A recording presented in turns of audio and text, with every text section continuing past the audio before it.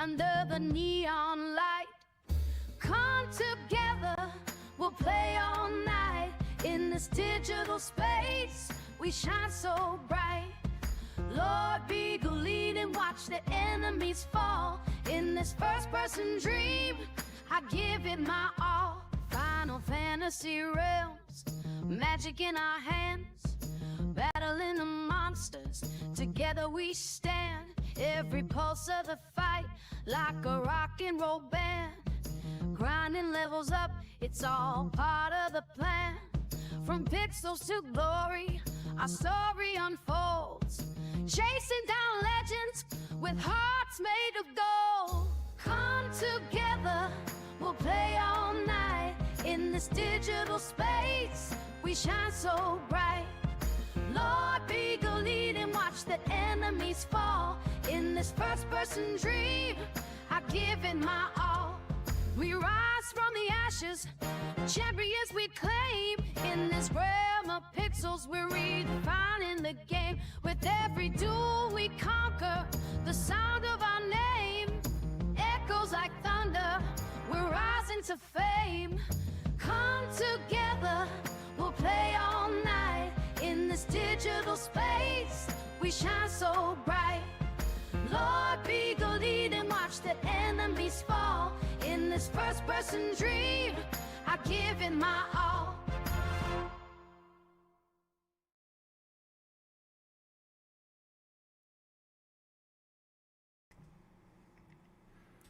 Hello, guys. Hello. Ready to crawl some dungeons? We'll get there. We'll definitely get there. Hello, John. Hello, Wolf. Hello, Mouse. Hello, any other lurkers at the moment in time? We'll let some time go by. Let people kind of come on in here and at their leisure. I gotta get myself to the right page on here, anyways, for the starting of the character creation. There we go. Nope, that's the wrong one. There we go. How are you guys doing? Excited, I assume, because you guys were in here like super fast. Which is good, you know. I have things changed a little bit. I got chat on this screen over here. You guys can see out my dice over here. And information that I'll be reading on and showing to you guys is on this monitor here. So it's going to be weird because I don't like looking this way for my chat. I prefer looking this way. But the sacrifices we make, right? And by the way, Wolf, yes, I saw your collection of dice in your little dice holder there.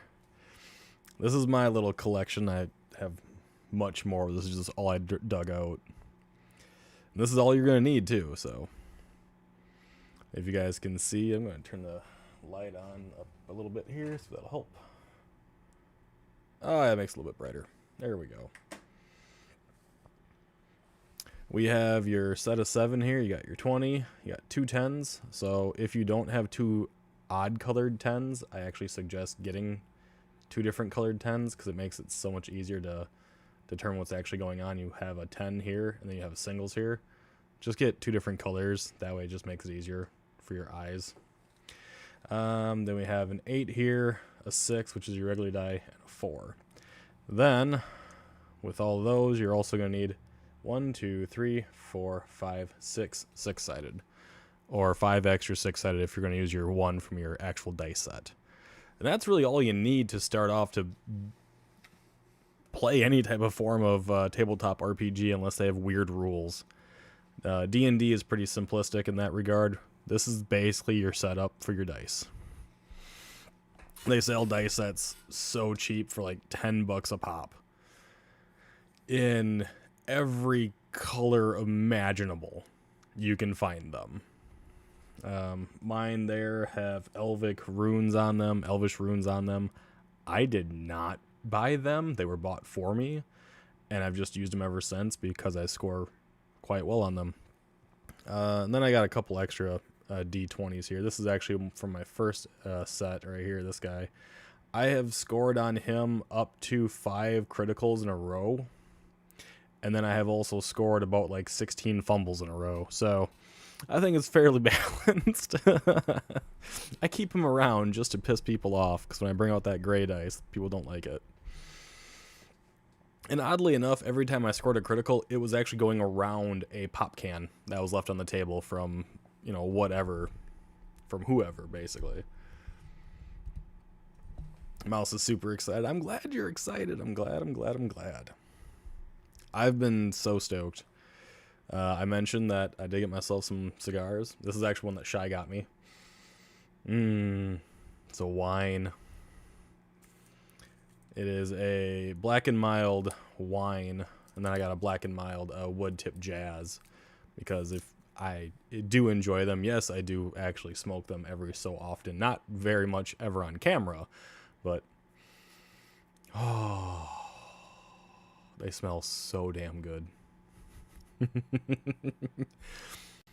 And then I mentioned to Stone Rock, I actually have my adult beverage over here. It is cranberry ginger ale and brandy, because I'm from Wisconsin. You have to drink brandy. It's like our fucking staple or something. Alright, since I told you guys what I usually have to have around me to play D&D, what do you guys have to have around you?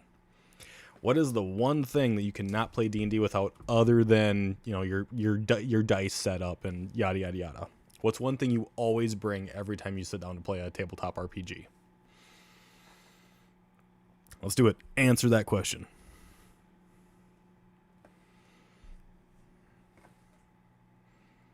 I like how my dice are so shiny. They don't look very shiny when I look at them, because they're old ivory too, by the way. Like, old cracked dice that I believe they were my grandfather's, from when he used to shake dice and stuff at the taverns. Water. Oh, come the fuck on. That is such a lame answer. That is so lame. Could have been something better than that. I mean, one of the things that my players usually bring is root beer. They try to bribe me. Coffee and a new notebook. God, that's good. I also have myself a notebook right here and a pen, because I couldn't find a pencil. There we go. I'm in camera now. I never recommend playing with a pen. I recommend playing with a pencil. I am not one of your techie people. I don't enjoy using the apps and stuff, which is something I mentioned to Stone Rock earlier before the stream started. And he mentioned if people are that way, check out Dungeons & Dragons Beyond, I believe it is. I've looked into it a few times. It's not bad per se. I'm very much a creature of habit, and I enjoy my paper and my pencils and that whole thing. There he is right there. Look at that. Mr. Stone Rock himself. The last time I played was at a game store, so I was constantly cracked out of my mind on monsters and Mexican food. One thing we used to do a lot, right? This is going to sound fucked up. We used to make it so that every single time we got together, I would make homemade chicken noodle soup for everybody. And, like, we would get together when we were in my college days. We'd come over to this exact house. We'd all stay here for, like, the night, 2 nights or whatever. And we'd continually make chicken noodle soup and just fill the pot up, and make it last the entire time. Otherwise, we did a whole bunch of potato chips. Like, homemade potato chips, slice of the potato, you throw it in the oil, you season it with whatever you want, and it comes out like candy, basically. And we would go through bags of potatoes and a shit ton of chicken noodle soup. And that's what we did for almost like an entire weekend. All the damn time. But I'd always have to have my cigar. It's just really cold outside, and I really don't want to crack the window open, but I know I gotta. Because I enjoy smoking a cigar every now and again. Especially when I'm doing D&D and, you know, teaching people. And with this being, you know, my homebrew, my tabletop, because I've gone through and basically rehauled almost everything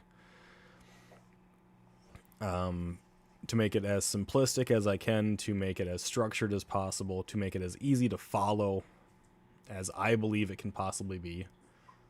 Did you just fart? Bro, I heard it that time. Yeah, you know you did it, you guilty little bastard. Good lord, that dog. Rolling around the floor, and then all you hear is... Are we D&Ding? We will be making characters for the tabletop that I've been working on, which is called Eldarrun Age of Wretchedness, is the tabletop. And so yeah, kind of, sort of. The actual campaign will probably happen sometime in January after the holidays are all done and over with. And then whoever still wants to hang around then get to endure whatever I will be doing at that point in time. Everyone's like, it's going to be so much fun. We're going to have a zoo with a bunch of animals. Motherfuckers don't know that I am a massive prick when it comes to being a DM. The majority of my campaigns, I think like less than 10% of them have ever made it past level 2. I am known for TPKing people. Not intentionally. I've done intentional TPKs like 3 times in 20 years, which is pretty damn fucking good. But people get wiped. My lucky little 20 sides here wipe people out all the damn time. So don't get attached. Exactly. Howdy, howdy, howdy. In reality, though, I love doing this type of stuff. I love teaching people how to make characters, how to get the game going. You found a boss creature? Okay. Interesting.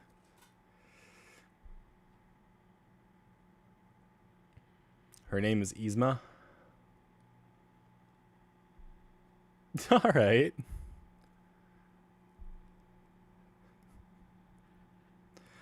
And I've been working on this tabletop, rehauling so many different things of it for a long time, so... Is that the dice we need for tonight? All you really need for tonight is, depending on what class you're going to be, one of these from the 7, and then you need your 6. Roll 66 and drop the 1s. Pretty much, that's the general consensus of it, is you roll 66, you drop the... Well, you re-roll 1s if you get them, and then you take your 3 highest. But there are 2 methods to this that I'm going to go over. I've used both of them. The idea is that when you roll a character, it is supposed to be above the average person. So if you're a dwarf and you're deciding to go out and adventure beyond the mines or whatever, your dwarf should be slightly better than the average dwarf around him. Same with your humans, your elves, yada yada yada. Yeah, I know it's from Emperor's New Groove. Pull the lever, Crunk! Wrong lever! But the whole theory behind it is you take your 66, as I can't grab all of them because I want to keep it in camera here.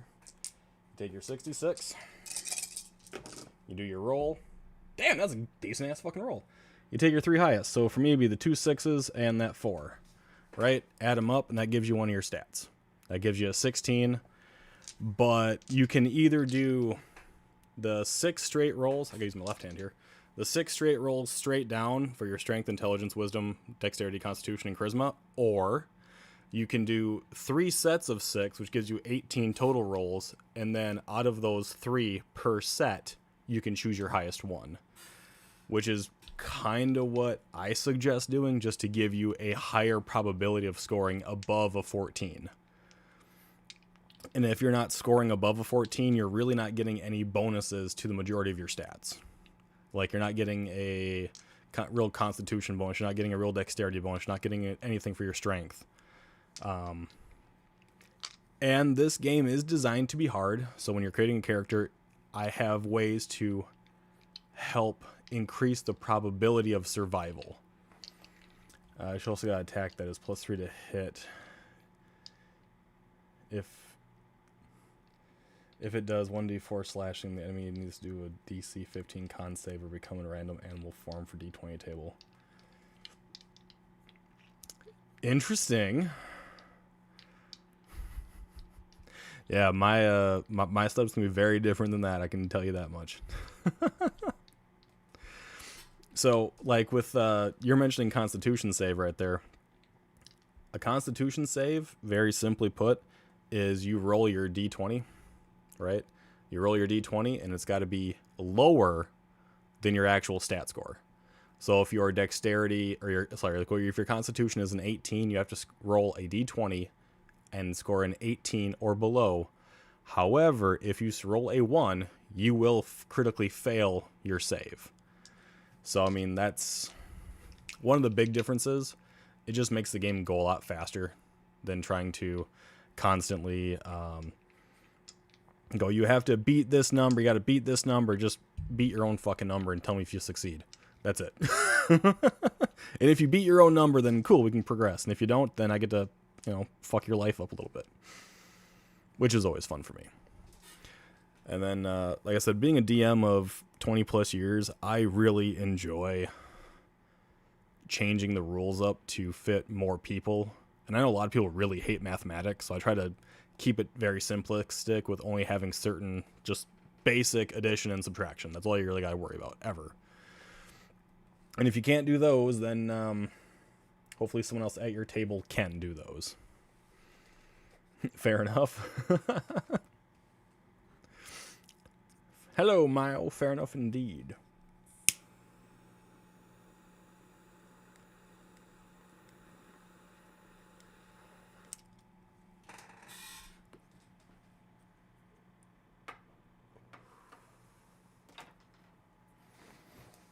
Crack a window here.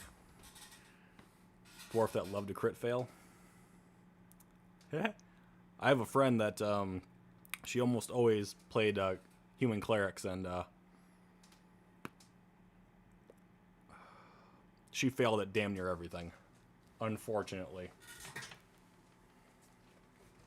And yes, I'm wearing blue jeans.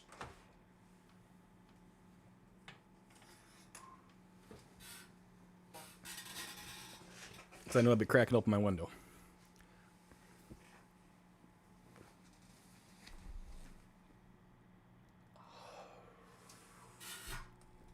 So,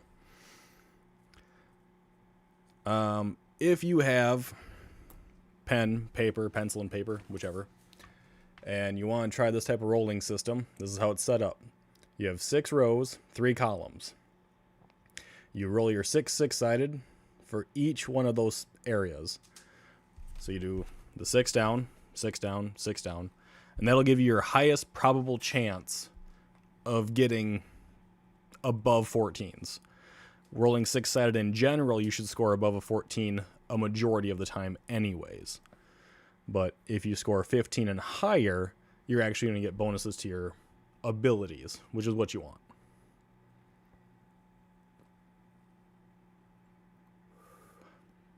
Like I said, I'm going to let a bit more time kind of go through here, because I know some people said they're trying to get things ready. Some people are going to come in a little bit late. So I'm going to give people a little bit of time. So if you guys got questions, you guys got things you want to talk about, bring that fucking shit up. I will talk about it all goddamn day. Unless, of course, it was a frivolous why not moment that meant nothing. Then she would hit every... Yep.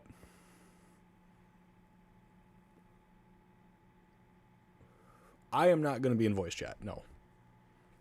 You guys can sit in voice chat and talk shit about me. That's fine. But I won't be in voice chat this time around.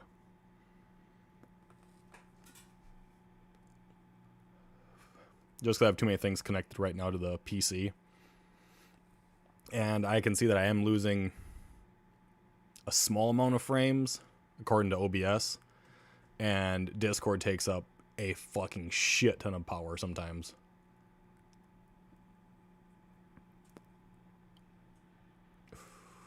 Which Alpha and I plan on fixing, hopefully, before we actually do our campaign.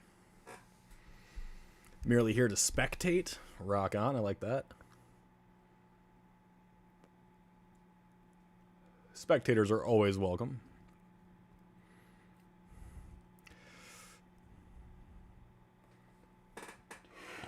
If you're going to judge me, make sure you do it harshly. Make sure you let everyone else know you're doing it. Do we need those tonight? I had a busy week, so I still don't have any. What, dice? You ain't got no dice. Well, there are apps you can use. You can do it online. You can have Google do your die roll for you. You can look into a free app called Dungeons & Dragons Beyond and have the dice rolls done through there. So there are other ways to make sure you can do dice rolls. So you do not have to have them physically with you. It is okay. And I will trust that you guys aren't faking your shit. Because if I find out you are, well then, that's all on you.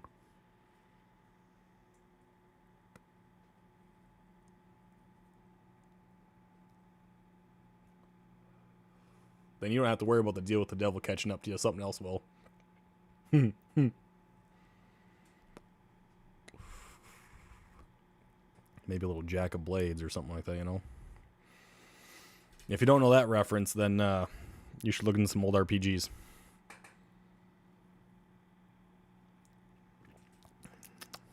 It's quite good. I wasn't entirely sure about the cranapple ginger ale and brandy, but goddamn, that's good. So yeah, Mayo, there's ways you can get around that. You don't have to worry. Damn straight Skippy.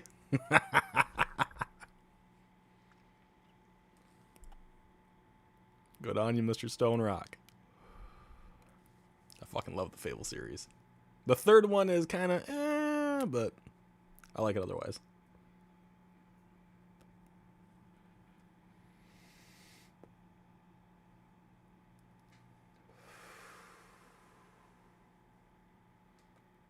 Oh, it's been so long. One problem I used to have with cigars, I used to swallow the smoke. Let it sit down the lungs, I had to belch it all the way back up. Because I can force myself to belch on command. One of your favorite games? Fable is amazing. It is. It's a fucking amazing. I still have the original on the Xbox. My original Xbox still freaking runs, too.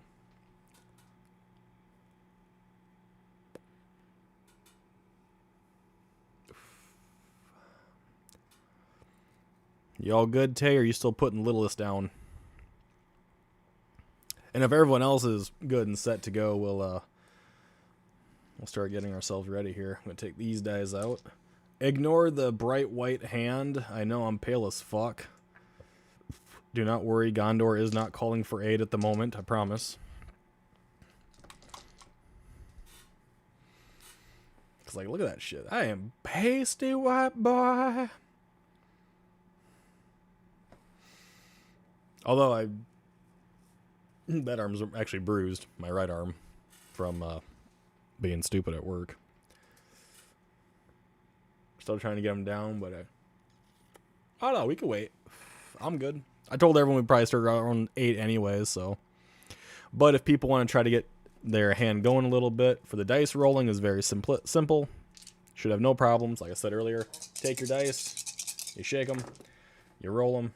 Damn, another good fucking roll. Holy shit. Let's see here. So you take your 3 highest out of your roll. So in this roll, it'll be a 6 here, 6 here, and a 5. Right? Good thing the first one can be found on almost every Xbox-owned platform. So you get 665, turns into be a 17, which is 1 point lower than your actual highest number. I rolled a 16 earlier. So I'll write the 17 underneath it. So, this is how this goes, right? You can kind of see that. I rolled a 16 earlier, rolled a 17 right now, so it goes down the line. I'm going to show you these 2 methods on how to make a character, so you can kind of pick whichever one you want to use when the time comes. And if we run into some of these other things, then we'll get around to that. All right, here we go. Here's one of these other things. We have a 1 here, right? One-sided snake eyes. 1s are always... Shit! Rerolled. Make sure you roll it inside your dice container. Damn, it's a 3. Again, we take our 3 highest, which is going to be 2 4s and a 6. Add them together, and that gives you your stat number. So 2 4s and a 6, we're at 14. And you do that for the entire 6, right? For your first row of 6 numbers. Do it all the way through. We have 2 ones that time. Reroll them real quick. I got another one. Keep rerolling it until you get something else. That was a shitty fucking roll. We have a 4, a 3, and a 5. Those are our 3 highest, as you can see right there. Pretty simple. I think you guys can all do that, right? You guys should be able to do that for your six first numbers. Your first 6 numbers. There we go. English, I can do it, I promise. So that's what, 12?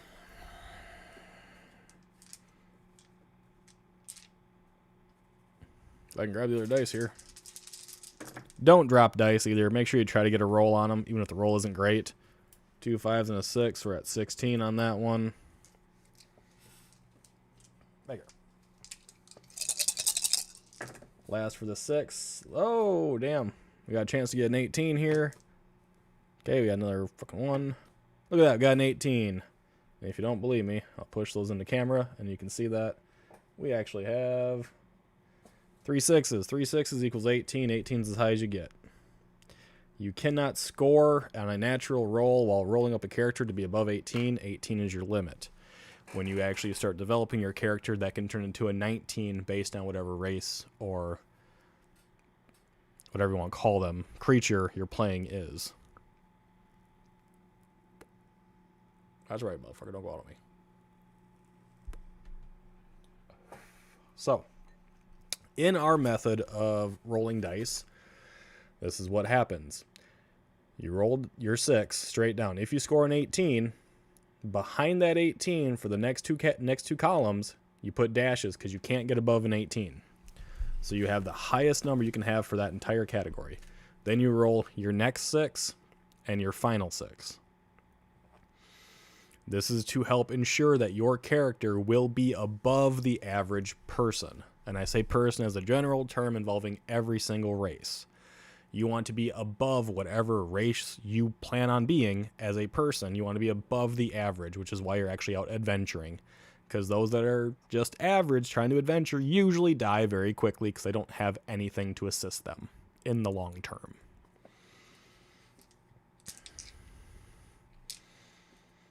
And if you just want to roll your 6 straight down and go with that, fucking by all means do it. If you are afraid to roll because you don't want to score low, you can always do the 2 18s, 2 17s, and 2 16 method, because you'll probably average somewhere around that anyways using this type of rolling system. All right? It's kind of up to you. I always find it fun to roll dice because it gets that little bit of gambling thing done for you because you're kind of like betting on what you're going to be getting. And you're just hoping to God whatever number you get ends up being bigger than the one you had before. So we're at a 17 right now. A 17 is basically what I call a safe. You can't go below 17. So the only thing you do is go higher as an 18. There we go. Another 18 on my character sheet. On my attributes. That was a 6. You turned into a 5. You dirty little bastard. Fucking rude. We got there 2 5s and a 4, so we're at a 14. 2 14s in the same column. That's in the same row. That's kind of sucky. Let's see here. We got another safe because we have 6 over there, 6 there, and a 5 with it, and we have 1 1. Reroll that as a 5, so we're stuck at a 17, which gets rid of the 12 I rolled earlier. So I'm happy. See? This is how you do it. It's very simple. Doesn't take a scientist or a mathematician, a scholar of any form to complete. So do not be afraid of it. It is okay. If you have questions, please do not be afraid to ask them because odds are someone else has the same question. So that's another 12. That 12 goes behind my 16. I ain't got to worry about it. It's basically eliminated. If you score all 18s, I might question you, but I will trust that you're being legit with it. Okay, I might need the dice roll thing re-explained to me, but give me a bit, because feeding. You are perfectly fine. Do not worry, I can definitely explain it again. I've got nothing but time on my hands. And those that have done this before, you already know how to do your rolling of dice. You roll your dice whatever way you feel most comfortable. This is just how I've been doing it for a long fucking time. Yay! It went from a 14 to a 15. No, it's not great, but it gets me into above normal category. Cool. That's another 17. Can't use it because it's behind another 17, but, you know, makes you feel good, I guess. Oh, we got 2 1s in that. We re-roll both of those right quick here. Damn, that shitty roll. Ends me up with another 12. So, this is how my rolls turned out. Right? So then we go across this way, and we pick the highest one in each column, and that'll give you your stats. Okay? So, circle your highest one. That way you know you're getting the right one on it. In this one, we have 2 18s. We have 2 17s. We have a 16 and a 15. So like I said earlier, you can, if you don't want to actually do a dice roll, you can just choose 2 18s, 2 17s, and 2 16s, because odds are you're going to end up somewhere close to that in the end with this dice roll system. In this game, every single creature you will encounter will be at max hit dice for that creature. In regular D&D, Pathfinder, Call of Cthulhu, East Texas University, GURPS games, the Wild West, Weird West, or whatever it was. I went out. Sad day. Most DMs, referees, GMs, whatever you want to call yourself, will roll for the hit points per encounter per enemy. I'm giving them max hit points based on their hit dice for when I do my campaign. So I definitely want people to have an advantage when it comes to combat. The higher your stats, the likelihood you will survive increases exponentially. So I do suggest either doing this dice roll system or choosing 2 18s, 2 17s, 2 16s. It'll basically give you your best odds. All right.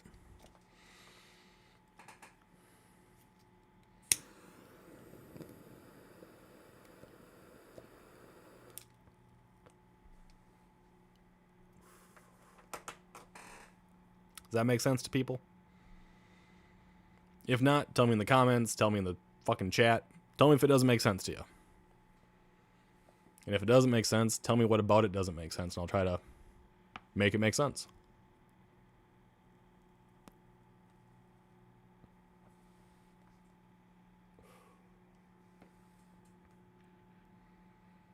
Your dice love 17? That's good. Honestly, it is.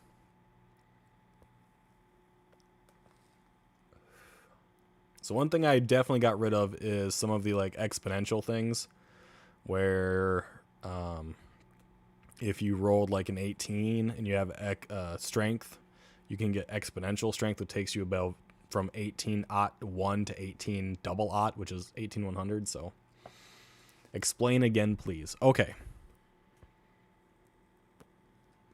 When you are rolling, you're 6-6-sided, right?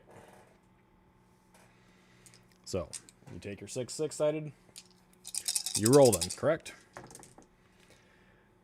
You take your 3 highest. In this case, we have a 4, a 5, and a 6. You re-roll 1s. It landed on a 1, you re-roll it, you scored higher, so now you have 2 5s and a 6. You take that number and you write it in the first row of the first column.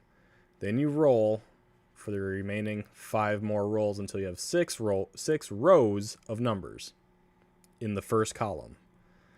Then you do the same thing for your second, all the way down, 6. And then for your third, all the way down to 6. I just had a huge leg spike there. I apologize. I have no idea what did that. Probably the weather. And what you do is on each row of 3 numbers, you take your highest one, and that's going to be used for one of your stats. Or you can take 2 18s, 2 17s, and 2 16s. On average, that's where you will be kind of in the ballpark of, okay? On average.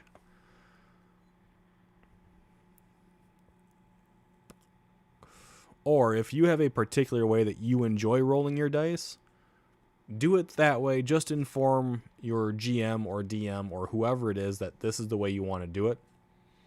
And I say have at it. However it's easiest for you to roll dice, fucking do it that way. I go with the idea that you want to have a character that is above the norm, and this is a good way to almost guarantee they will be above the norm.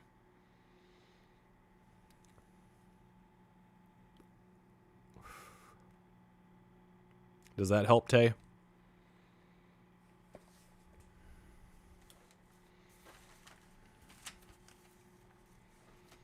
Oh yeah, if you haven't liked the video, you're supposed to, because Stream Elements is telling me to tell you that.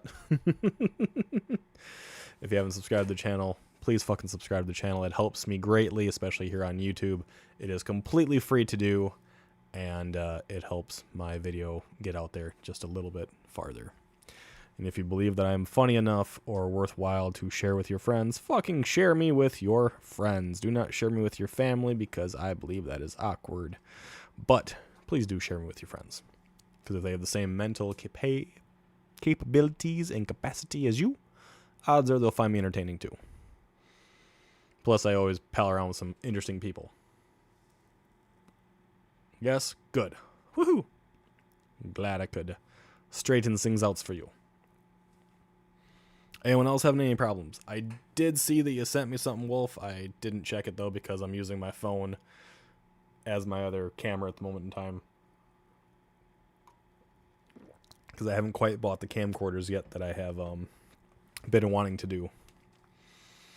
Thank you for the lurk. Very much appreciate it. They're silent. I'll always accept someone lurking in the backgrounds. As long as you ain't staring at my ass and lurking that way, I'm alright by it.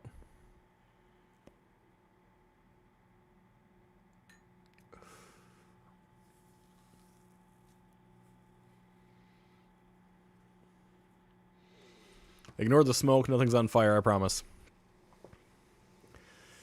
It's your dice rolls? Yeah, I kind of figured it was when you told me that they like 17s. The 17s are actually really good. Really, really good rolls. So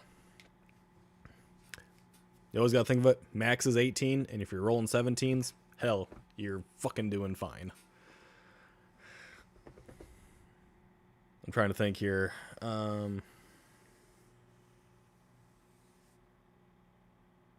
Oh, God, Jesse. Jesse just sent me an image of the new LordBiegel where she was trying to do my new current hair color.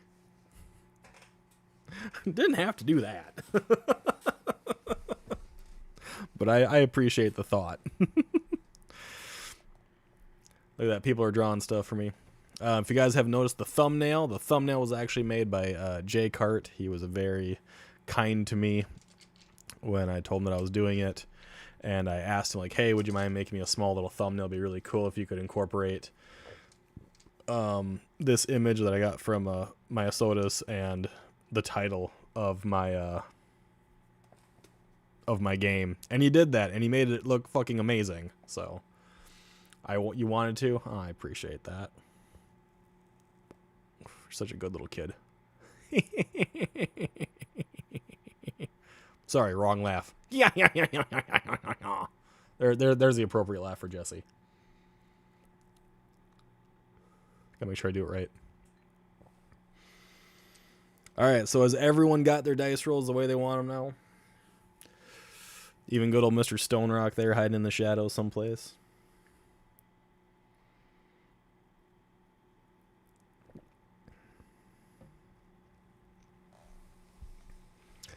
If I see at least 3 people saying yes, that they've got their dice rolls taken care of, then I'll go for it. Stupidest laugh on the planet. Oh no, you will be hearing one that is far worse. Far, far worse. after I finish Legend of Dragoon. You'll be hearing one that's way worse than that. Mouse is saying yes, she's good to go. I believe Wolf is good to go. So we're waiting on Tay or Maya or Andrew or whoever else. There's 2 yeses. I'm not rolling, I'm just sitting in. Aw. Poopy. Yo, party pooper. Nah, this video will be up for ages anyways until I get like old and decrepit and YouTube no longer exists. Andrew's just sitting there like, I don't like the way he does this. Seems like a fucking foolish endeavor to me. No, Andrew's a good guy. He wouldn't say that. He'd actually probably say it to my face. Send me a message going, you're kind of an idiot. Yeah, well, I wouldn't argue with that one.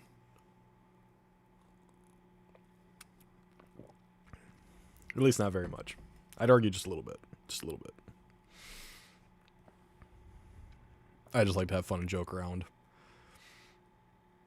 No, nothing like that.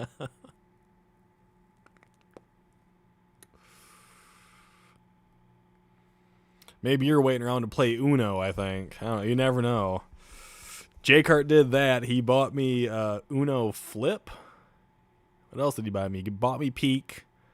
He bought me something else, too, and I can't remember what it is. Among Us. That's what the other one was. Among Us. I was like, God damn it, dude. You're making me feel bad. Like, I appreciate you buying the games, but stop. It makes me feel weird. Makes me feel like he's my sugar daddy or something. Like, God damn. You hate Uno? Oh, come on. It's the greatest way to destroy friendships. Other than Mario Kart. Nah, Andrew he doesn't bully me. He's too good for that.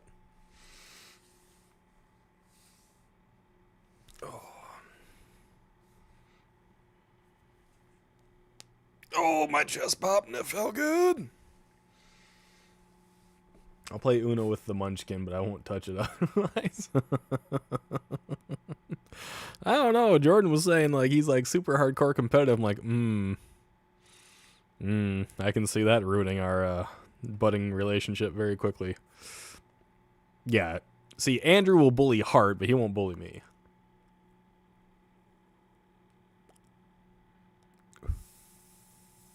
Hart deserves it sometimes, though. I won't lie, she does. Hart fucking deserves to be bullied.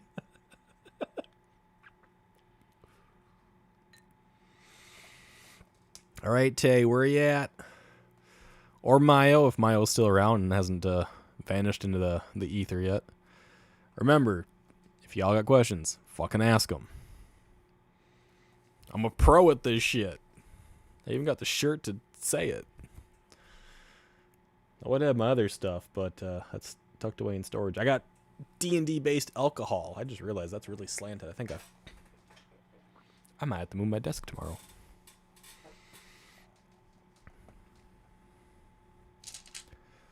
But we don't take it too far, though. The bullying? Oh, God, no. No. She just got to lay off them vapies. All right, so we're going to switch over here. Hope you guys have the ability to read this.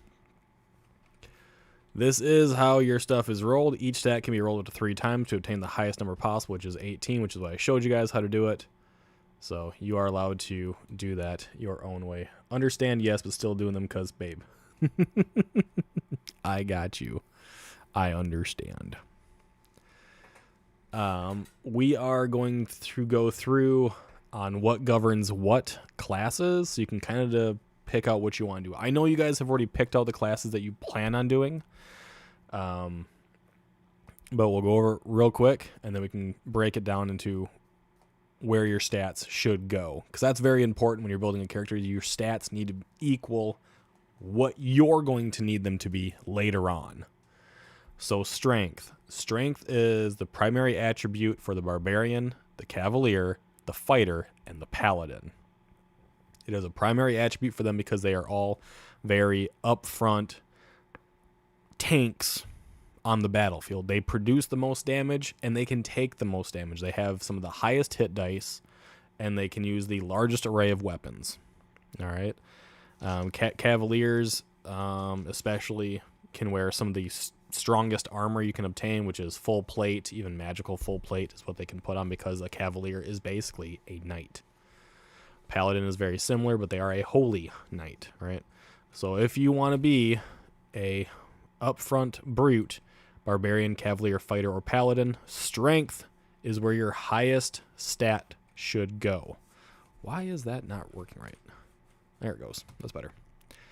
Now, if you are planning on being an acrobat, an assassin, a ranger, or a thief, you're going to want your dexterity to be your highest attribute. So if you have a 17 or you have an 18, something extremely high, you want to put that in your dex for one of those classes, because it's going to grant you the most benefit, because those classes require a higher stat to perform their abilities and their feats. All right? Ignore the toys in the background. I got kids. If you don't like it, fuck off. Intelligence. Intelligence is for your spellcasters. It's for your arcanist, your illusionist, your spellwright, and your warlock. As you can see, a high intelligence can benefit other people. If you have a high intelligence, you can actually be immune to certain spells as well. But if you are playing any of those classes, please use your intelligence, put it as your highest attribute score, and you'll be just fucking fine. Especially because you a glass cannon, my friend. You a glass cannon. All right. If you want to be a cleric, a druid, or a monk, your primary attribute is your wisdom. It's all your mentality. So if you have a high stat score, please put it on your wisdom. It will save you in the long run. Oh, the little chair. Yeah, the little chair over there and their box of toys. If you are a bard, it's charisma. I got nothing else to say. If you're a bard, it's charisma. Make it high and be proud. Don't have sex with everything, because that just gets annoying. Okay? So, people, if you don't know where your stats should go, put your class that you plan on being in the chat, and I will help you divvy up where your stats should go based on your class alone, without even knowing what you want to be for a race. Also, your constitution is going to be how many hit points you gain additionally per level, and your chance of survivability. So you should have that relatively high as well. Anything above 15 and you'll be all right. Love Uno. I'm cracked at Uno Flip. Jesus Christ. Look at that, man. Coming out of the fucking shadows. What's going on, Jordan? Mr. J Card Arts. Thank you again for the thumbnail. I very much appreciate it. It's very fucking pretty.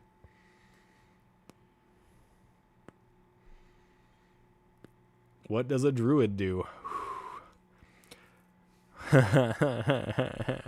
I'm glad you asked. A druid is a neutral being of the protecting of the forest, basically. Hang on here. I will give you the exact definition, because I went through and fixed all these because I couldn't find my originals. Hold on. That's cleric. Druid. Went too far. Druid, defenders of nature, speakers of truth, and keepers of balance. Druids are people who want to preserve life and will only attack nature's beasts when in dire need. They believe that life needs and requires, that's live, that should be life. There we go. Life needs and requires balance, or else chaos will reign. Druids are deadly combatants able to use the essence of nature itself against anything they deem as a threat. And the reason druids need to have a high wisdom is because they do pay homage and respect to nature, which gives them spells. So theirs is still a spell of divinity, right? One of the gods, her name is Slyn. She is the Earthen Mother, so she would be the one to be providing the druids their power through nature. So that's why druids require a high wisdom score, because like clerics, their spells are pretty much from divine beings. Not too much, an hour away from getting off work. Fucking hell yeah. That's why you got me Uno Flip. You want to fucking play Uno Flip tonight, don't you? That's why you sent me that this morning, isn't it? Isn't it? Admit it.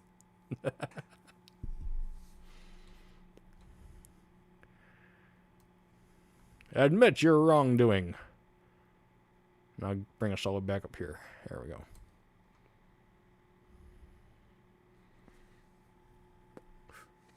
Any other questions? Love Uno 2, but I'm always the one getting the +4. I would dump every single +4 I had on you. Without a fucking doubt. Oh my god.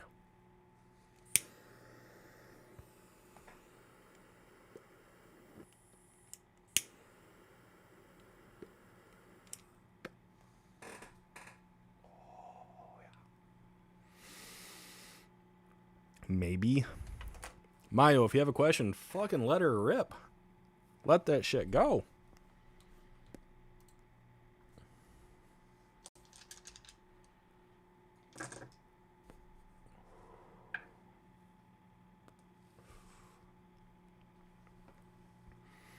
That's what I get. Psh. Kids like you shouldn't be involved in grown-up games. Besides, you got homework. You're supposed to be listening to music.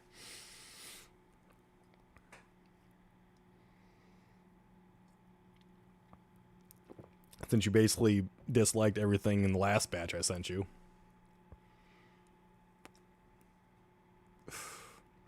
Honestly, though, ask the questions. No question is stupid. So if you got one, Mayo, bring it up. Also, J-Card, I hope your last hour work goes by very fucking quickly and very well.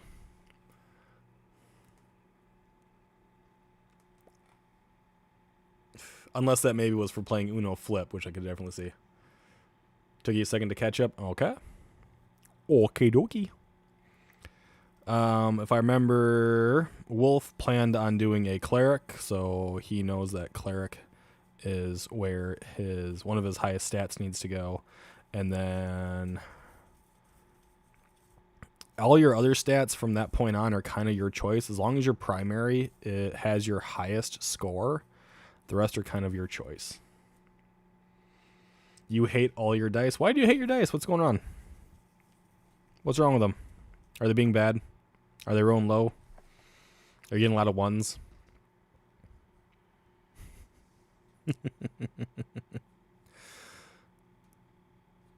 And I mean, you're only rolling 6-sided, so it shouldn't be that bad. Remember, whatever you're rolling, and whatever character you're drawing up, you do not have to play, okay? Come January, you don't. You can sit down and reroll another one, so... Got a lot of 14s and 13s. Okay, so you're hitting about average. You're hitting about the average person. Like I said, if you don't want to do the roll method, you can choose 2 18s, 2 17s, 2 16s. I didn't mean the last clap to be that loud, just happened. Hi. You got 18 once? Hey, sometimes there are people that don't score 18s for multiple characters in a row. You're looking at one of them. I made 3 characters, and I played all 3 of them in a single campaign, and not a single one of them had an 18. It happens. A lot. That's why 18 is the highest score you can get. Originally, when D&D was done, all right, you see these dice? You see these dice? This is what you had. You had 4. 4 6-sided, you keep the 3 highest. Do you want to know what the average dice roll was on that time? 10. And you didn't have a reroll 1 thing in that. So here we have 8 and 2. We have 10. We have the average. That's how it used to be done with just 4 6-sided. So we're doing 6 6-sided to give you the better odds. All right. Will they always win? No. Will it always be in your favor? No. That's why it's random, right? Random number generation. RNG. It's the things that make all the games kind of work the way they have to. Like when you're firing a gun in Battlefield or Call of Duty, or you're playing Baldur's Gate and you gotta do your dice rolls. RNG will fuck you up. I'm trying to make it so it doesn't fuck you up as bad as often. doesn't mean it's not going to fuck your day up. How do I know? Because you can have a high armor class and go up against a bunch of rats where the rats need to score a critical to hit you, and somehow them motherfuckers will get you on your knees begging for mercy.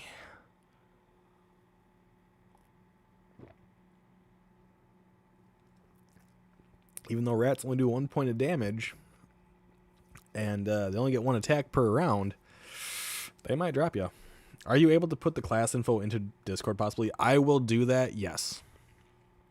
I will definitely do that probably after this. I have 2 more classes I got to fix a little bit, and then I will be putting the entire handbook that I have at current up there. So yes, it'll be happening after the stream, either tonight or tomorrow, depending on what goes on. So yes, it will be there. But if you have questions on classes, bring them up. Because as it is right now, the classes are Cleric, I know there's a Thief somewhere, Druid, Dwarven Fighter is what someone was talking about at one point in time.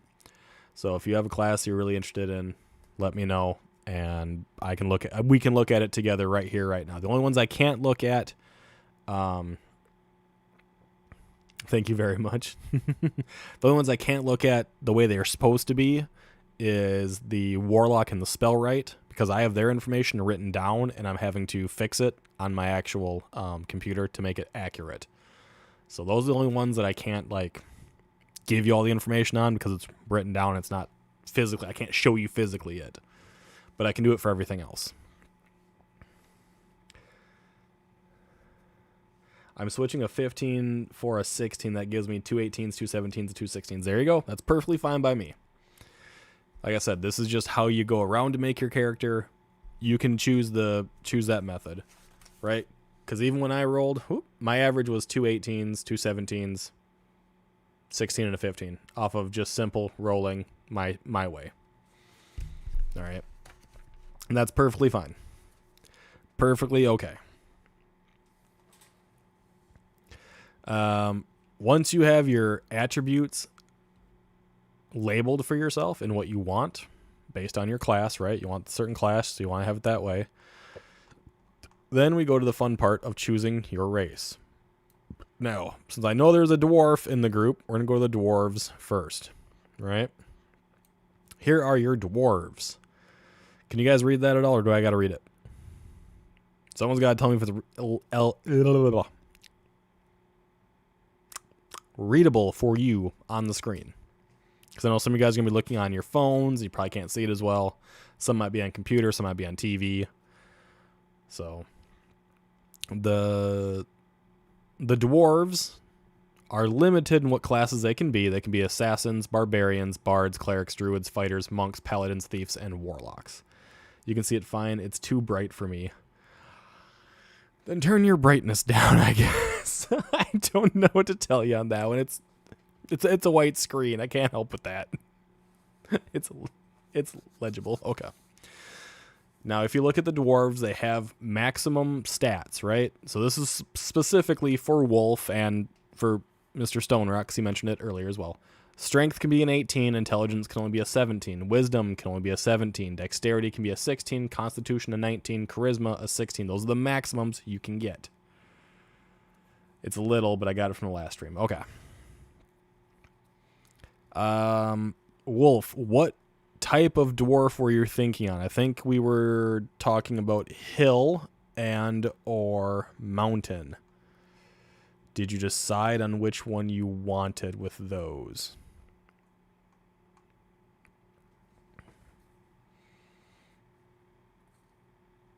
Because if you did, then I'll go to the next group of people so they can start writing their stuff down. For those individuals that wanted a character sheet that are not in the Discord, right? I can draw one up for you. Or I can show you what a character sheet for this stuff looks like. All right.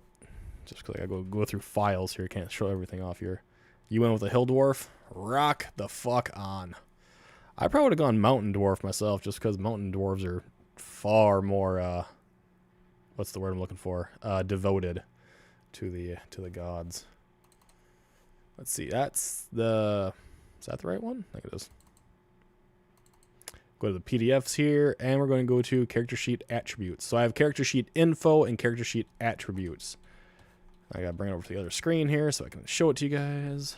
Dun, dun, dun, dun, dun, dun, dun. I am winning. Kinda, sorta, ish. Maybe one day. Okay. So here is the character sheet. It isn't a PDF form, so they are available. They are in the Discord in a private section of the Discord. You have your name, your race, and your class. Very simple. Hit points. It is your hit dice plus your constitution. You have your armor class, which is your armor plus any magic plus your dexterity modifier. Right? So you can see it's all labeled, all leveled out. Should be relatively easy to follow along when we get to those points. Just saw Mayo's screen. It really isn't that... Just saw Mayo's screen. It really isn't that readable. Did she post it? I mean, I don't know how to help with that then. I mean, I'm looking at an itty bitty screen. I can read it. But I also have a big screen in front of me too, so I know what it says. Damn. Well, luckily she can open the PDFs and see majority of it, except for the class and race, because that one's I'm still finishing up yet.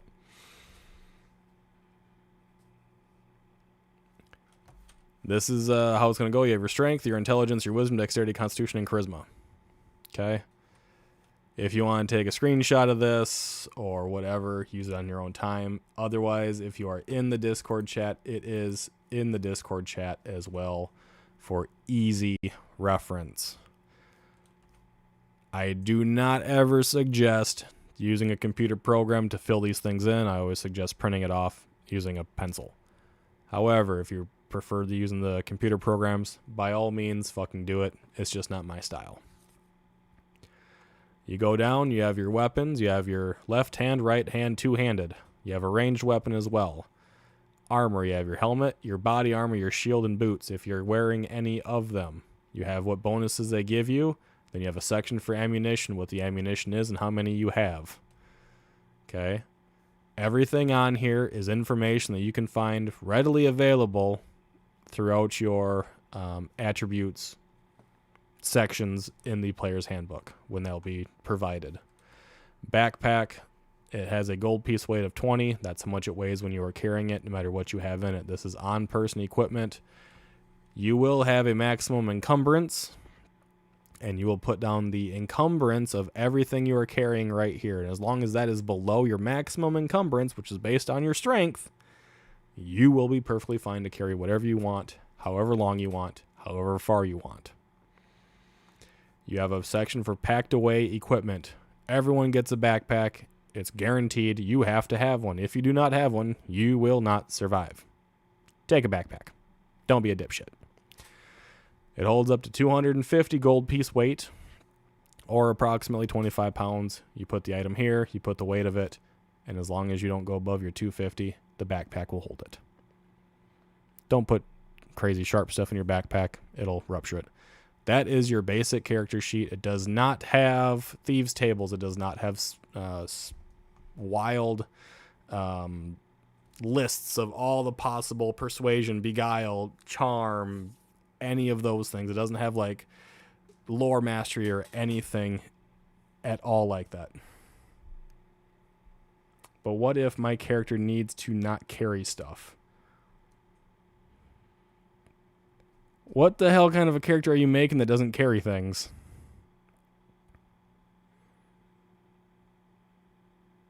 A plasmoid soul knife rogue? Then that is definitely not part of this campaign, my friend. That's definitely not part of what I got going on here. My stuff is based off D&D, but it is called Eldarrun Age of Wretchedness, and it is not quite that way.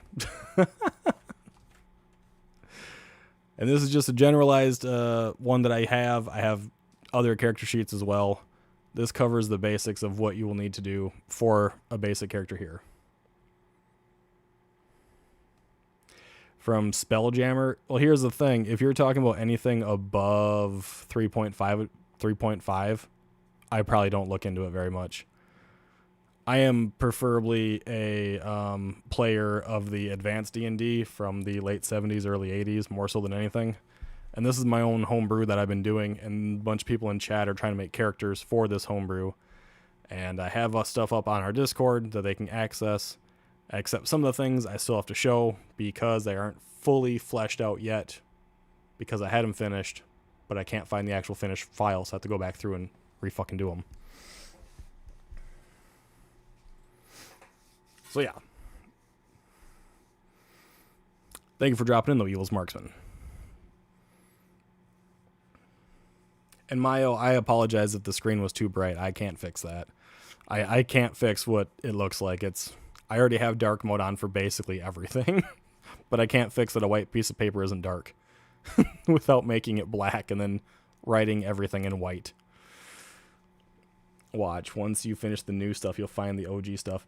See, it was supposed to be, at least I thought it was going to be, on this external hard drive right here where I have everything else saved that I have found that is finished that I've posted, right, in the Discord. I can't find my player's handbook in this that I've made. So my only thought is maybe I saved it on a little USB, and I have no idea where that would be. And it really fucking sucks. Mayo found a way. It's all good. All right. And that's what pisses me off. And the only two classes I have to, finish off is the Spellwright class and the Warlock class. But I just want to stab people as a bucket of goo. I mean, if you get reincarnated as a slime, then technically you could do something along those lines. There's also the chance of being reincarnated as a boundary abomination, which is something very special only to my world, but there's always the chance of being brought back as something else, I'll guarantee it. Thank you, iPad. Plasmoids are ooze people. Ah. Ain't that always the way? Like, yeah, that's probably what it is. I probably saved it on a USB, and I'll find the USB way later, and I'll just be really pissed off that I found it, because I went through all this effort just today to fix everything that was wrong, because I have it all written down in a notebook, because I'm one of those people, I write everything in a notebook, and then I bring it over. But in your world, that'd be interesting. So a boundary abomination is... How do I put this? Think of like a rotting, slime-ridden Otyugh with the ability to teleport while being tethered to one location. And the only way to destroy it is to sever the tether. But in doing so, you risk your own life as well. Because every time you sever the tether, the creature will put a mark on you to find you again, forcing you to sever the tether and sending it back across the veil, the boundary, the place of life and death. Which then puts the player character in danger every single time they do it. They get one step closer to dying instantly. That is the boundary abomination, which is something you can actually be reincarnated as, which is just a vile, nasty thing. Oh, that's why you sent me that. I did send you that to see if you could draw it up for me, because you are actually a decent artist, and I gave you a chance with her. Would we be able to look at the halflings again? Certainly. I will bring up the halflings. Certainly. Wrong. Hang on, wrong button. Need to get to the right thing. There we go. And we'll scroll. Where are we going here? Scroll down to halflings. That's half breeds. We're close. Not quite there. Half ogres. Half orcs. Halflings. Halflings are allowed to be the acrobat, the bard, the cleric, the fighter, the paladin, the ranger, the thief, the spellwright, and the warlock. Eventually I'll have to draw something. Are lizard folk in your world? They are, but they are not a playable race or playable creature. Lizard folk do exist, but they are not something that is like a playable thing from the start. The playable races are dwarves, elves, halflings, gnomes, half-breeds, and humans. But in each one of those categories, there's variants of those. So there's dwarves, there's 3 different types. For elves, there's like 7. For halflings, there's 3 different types. For gnomes, there's 2 different types. For half-breeds, there's half orc, half ogre, half elf, so 3 types that way. My quest A group of lizardmen using hats of disguise try to make a cover of small city's government, disappear the city inhabitants, and open a secret meat market in a feed their dragon overlord. The PC stumbles on a small port city after a long and hard quest and seek rest in the city, all while the city residents are simply disappearing without much reason. Conspiracy theories arise, chaos ensues. Good lord. You're still torn between the ranger and the warlock. So, well, easy way to think about this. Do you want to have to owe your life to something or not? Because if you choose the warlock path, you are making a pact with some form of entity that you owe your life to. And it doesn't actually have to be a divine entity, by the way. It can be a number of entities. And you can go into a number of pacts with these entities. You can have the Pact of Arms, which gives you like a bonus to using different types of weaponry. You all will have something similar to the Eldritch Blast. It's not quite the same thing, but close to it. Has the same general concept, at least. As long as you can see something, you can shoot at it. But when you are a warlock, you are using your hit points as your spell component to cast these boons given to you by your patron, right? If you are a ranger, well, you don't owe your life to anything. So, I mean, that's a plus. You get a lot of bonuses to killing things, which is a plus. And they're simple. Another plus, I guess. Don't do ranger, in my opinion. My ranger gameplay was barbarian. What do? I pick up a table and throw it. The hell just fell in my kitchen? I don't know if y'all heard that, but something just fell. It made a weird jingling noise. That kind of disturbing. Right. I'm just going to ignore that for right now. Okay, Round Ranger, what do? I shoot them. I do have cats, but they're all sleeping. I can actually see all the cats. They're sleeping on the couch, so I don't know what it was. One of them just got up to go investigate. Hello, Albert. Welcome in. So here's the thing with a ranger. The ranger does get a huge bonus to using a bow, right? But they also have a bonus against giant class creatures. They have a huge bonus when it comes to tracking indoors and outdoors. They do have the ability to choose secondary skills, which could give them animal friendship, animal husbandry. You could do a gardener. You could do an herbalist, an alchemist. So you could actually take, in my world, a ranger and make them very unique to themselves, which is always fun. Cat toy fell? We don't have any cat toys.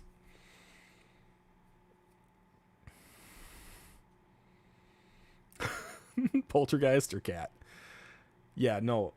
All the cats are sleeping on the couch next to Ruger, other than, I think, Nyx. Nyx was sleeping on the dog bed, and she just walked into the kitchen to see what that was. And we don't have cat toys. We don't have cat bells or anything like that. So, Beagle has ghosts. Beagle could. Beagle definitely could. I'm going to close my window, though. Because now I'm starting to feel that nice winter breeze out there. There we go. 1 inch of snow in 2 hours. Hooray! Huh. Must have been the wind. Fucking Skyrim and Oblivion. What's that? Huh. Must have been the wind. He does have goats. Shut the fuck up, Tay. That is a fair amount of snow. It's not that bad. We've got a lot of already, so I'm not worried about 1 more inch. Honestly, Tay, you can pick whatever you want. You can just pick one for right now and run with it, and then change your mind next time before we even get to play. Because like I said, we are not actually going to be playing the campaign until at least January. That way the holidays are all over. We can all kind of rest a little bit and go on from there. Phantom sheep. Andrew, you're not helping. You're fucking not helping. It's not that much snow. Shut up. Okay. You guys got your your races, right? So let's see here. Mayo, if I remember, Mayo was going to go with a Solari elf, right? The marsh elf. Scroll back through here to find the Solari here. Yeah, I think Mouse and Mayo were both planning on being the Solari.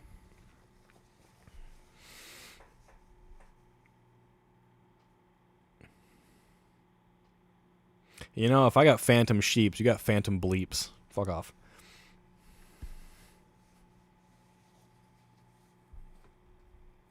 You're going to wake up and someone's going to go bleep, bleep.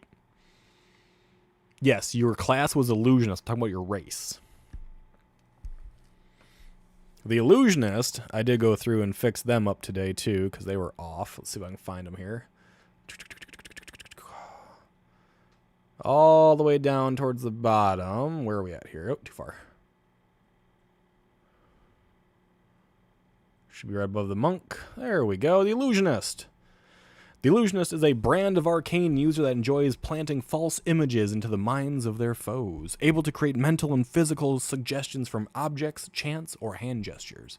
Illusionists are like other magic wielders in the way of combat, but can cause dissension in the enemy's ranks without physical harm. They have a 1d4 hit dice, so here we go. If you haven't got written down your hit points yet, this is how you do it.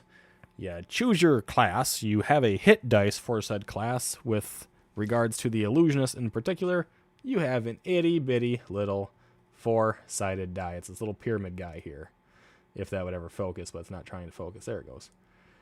And you have to roll that, and luckily I scored a 4. So for my dice on this one, the number that is on the bottom is the number that you go with. So mine's a 4 because it's on the bottom flat.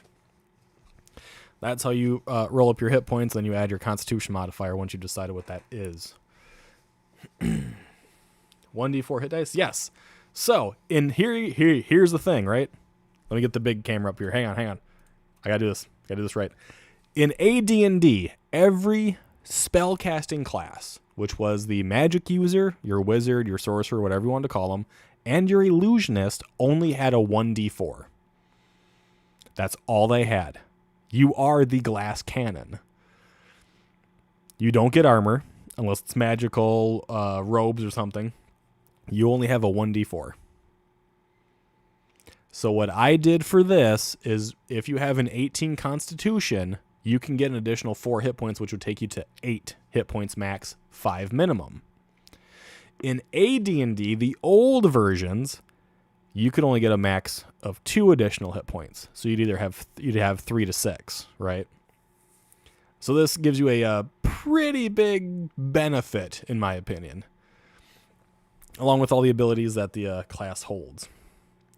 Hello, Draenor? I've only played cleric and yeah, spellcasters are entirely different thing, my guy. They are not the fun-loving brutes with the big hit points. So, but illusionists have these abilities attached to them. We got back this up. Move the slide over. Hang on a second. There we go. So the illusionist has the ability to detect magic. It is a 25% chance plus 5% per level to a maximum of 50%, which 50% ability to detect magic. The illusionist is not able to tell what type of magic it is, but they can detect it. Was there a chance that a wizard... Yes. So in AD&D, back in the day, when you rolled a 1d4, there was a chance you only had 1 hit point. And you had to hope to God you had a constitution score of at least 15 to maybe get an additional one, right? So that was a legit thing. You don't touch the squishy magic classes. I can understand that. They can discern illusions. After countless years of study, the illusionist can detect magical creatures, items, and latent spells associated with illusion magic. To an illusionist, every bit of illusion magic in the world has a faint blue glimmer to it. They cannot tell the properties of the magic involved, only that it is present. This ability only works within 100 feet of the illusionist and if they are actively observing the space or item. So that kind of makes the illusionist really powerful, especially if you're going into catacombs, or you're going into a mage's tower or something along those lines, right? The illusionist can actually see if there's certain things going on. Same with the arcanist, but instead of illusions, they can just discern arcane magics. The illusionist can do magic item crafting. Illusionists are capable of manufacturing those magical items which create or sustain illusions. However, this is only done at 4th level. This enchanting process can take place anywhere from hours to months depending on the enchantment and the materials involved in the process. While this is being done, the character must stay focused and cannot venture out of their laboratory or place of work. So a 4th level illusionist can actually take an illusion spell that they have learned and that they know and put it into an item to make it a magical item at 4th level, which is a huge benefit to a world that is out to basically kill you. Which my world is. Eldarrun is a world that is out to kill you, which is why it's called Eldarrun Age of Wretchedness. It is out to do you harm. They also have the ability to read and write magical script. That is, I forgot to remove the Arcanist, because the Arcanist has the same ability. So you can see this is one of the things I need to edit here. The Arcanist has the same ability of writing these scrolls. It's where you take your spell of a lower level and put it onto a scroll that anyone can use, right? So the Arcanist can do that, the Spellwright can do it, and the Illusionist can do that. I just forgot to move Arcanist from this paragraph here, but that's all right. Same thing, it's just going to be illusion magic over arcane magic. That's going to be the only difference for that, and I will fix that, believe me. Those are the 4 main abilities of the Illusionist class, and then they have their plethora of magical spells. The spells I will not give out until the day of the campaign. Probably a few days prior to the campaign, I will give out the 1st level spells so you guys can sit down and figure out which ones you want to have between the clerics, the arcanists, illusionists, spellwrights, druids, and that's really it, because the warlock's going to have their own thing based on whatever patron they choose in the end. So they have their own list as well. With that, you guys have already seen the book of cantrips for the illusionist. The cantrips, there's a book of cantrips for the illusionist, the arcanist, and the spellwright. They all have similar things. They all have different things, which makes them all unique and fun to play. Running a solo game? I am not running a solo game, no.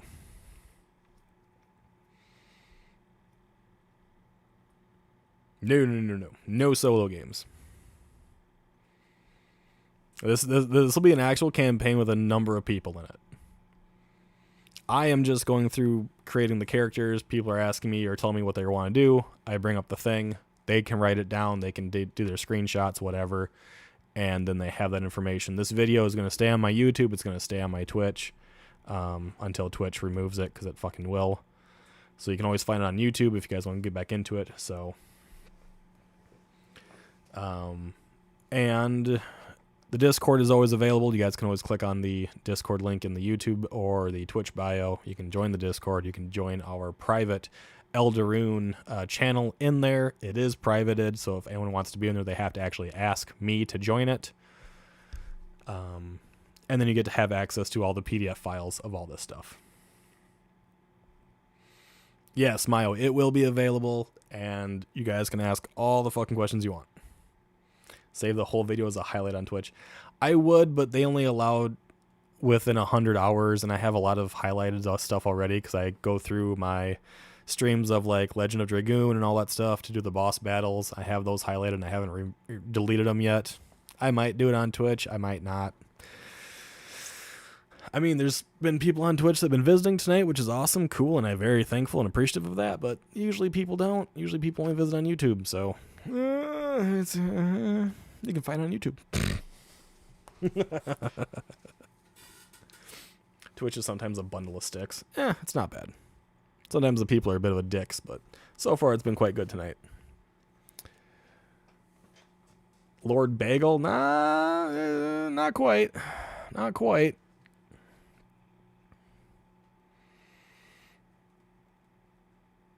Not quite there, unfortunately.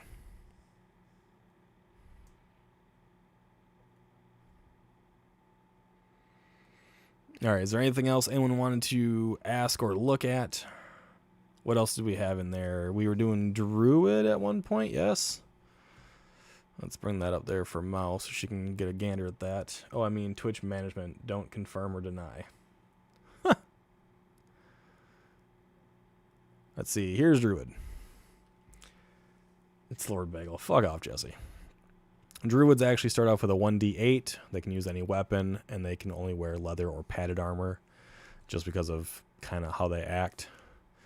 At second level, Druids can perform the following: identify plant types, identify animal types, identify pure water, and power to pass through thorns, briar patches, and any overgrown area without leaving a trail, which means you can't be followed, which is amazing.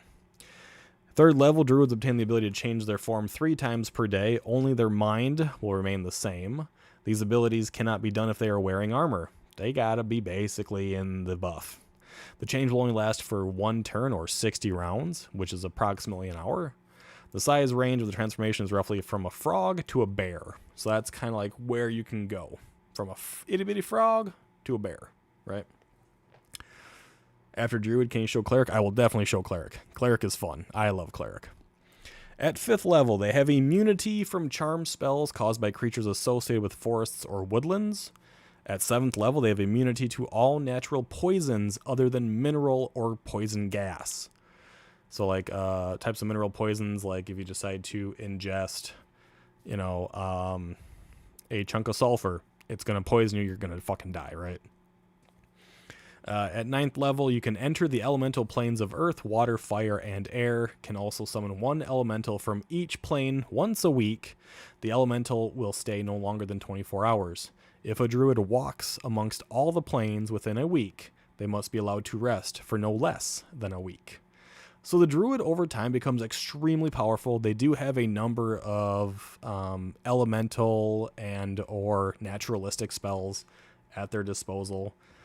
Some are pretty powerful, some are kind of weak. It's kind of in between.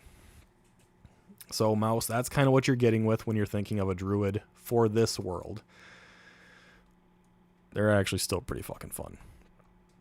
Now, the cleric. You guys may be like, oh, they don't have a lot of abilities. Clerics have a shit ton of abilities. They have a shit ton of spells, all right? If a casting class has a lot of spells, their number of abilities is smaller because their spells are supposed to basically buff up the abilities they don't have. Clerics are divine followers and devoted caregivers. Clerics are the healers who go beyond common herbs and poultices. Healing magic, said to be a fantasy, is within their fingertips. They have strict rules about conduct based on their deity. Clerics are adept at dealing with the undead and dispatching evil creatures that lurk in the shadows. They have been in great decline, but some still roam and are very prone to calling out charlatans.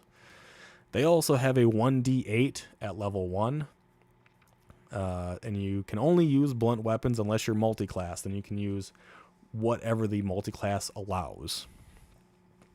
They can wear any type of armor. Here are their abilities. Brutally blunt. Increase of +1 to hit and +1 to damage with all blunt weapons. This applies to both single and two-handed weapons. The bonus will increase further every 2 levels. Example, a 3rd level cleric will get a +2 to hit and a +2 to damage with all blunt weapons to a max of +5/+5. So once you reach your max of +5/+5, you will no longer increase your ability with blunt weapons. That's as high as it'll get, which is still extremely beneficial. Horde defense. Clerics can block any melee attack that is within their eyesight. They are allowed to fend off multiple attackers from the front and both forward flanks in a single round. This ability only lasts for as long as the shield has durability. So certain shields will have more durability than others, and for a lot of those shields, you can only block from ahead of you and the flank that the shield is on. Clerics can block all the way around themselves, as long as it is in front of them. They can see it, they can block the strike. As long as their shield will hold out, they can keep going and doing this. Clerics have the ability of prayer. Clerics are allowed to pray for certain boons or bonuses rather than using up their divine blessings. Performing prayers takes an average of a full round to complete, and they can be done in and out of combat. These prayers are like cantrips in that they will create simple effects. Players can be prayers can be done once per day per prayer. I believe, if I remember, the list is like 15 prayers, so you can perform 15 prayers in a single day, which that is a lot of effects. They have remove fear. They have a very small healing spell of about 1 to 2 hit points. They have, remove blindness as a prayer. Certain things provide safe shelter, provide, a path to sanctuary type of situation. It's just little simple things that can actually become very beneficial, and it saves a magic slot for the cleric. Then they have Turn Undead, which is probably one of their most powerful abilities. It forces 1 to 12 undead to flee the cleric for 3 to 12 rounds, which is 3d4. This ability only works on undead that are a lower level or hit dice than the cleric. If a cleric is 4 levels or hit dice above the undead in question, this ability will have them simply disintegrate. So what that means is if you are, let's say, a 5th level cleric and you run into a 1st level skeleton, you can use your Turn Undead spell, who is what you will present your holy symbol, and you can literally disintegrate the skeleton right before your eyes.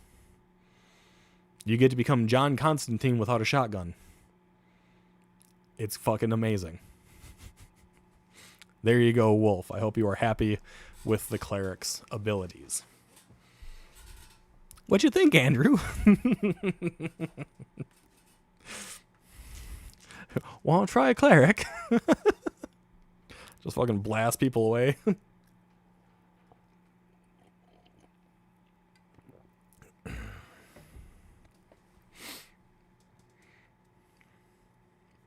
What else you guys want? Because there's 16 classes, I believe. And this is stuff you guys didn't get to see before, so you guys can look at it now and kind of get an idea of what you will be able to use come January with your character. So you got your ability scores, right? Your 6 stats, your strength, your intelligence, your wisdom, your constitution, and your charisma. You've placed them how you want them, correct? You've chosen your race. I'm assuming you've looked through when we were looking at some of them where the bonuses are supposed to go. And you've chosen your class.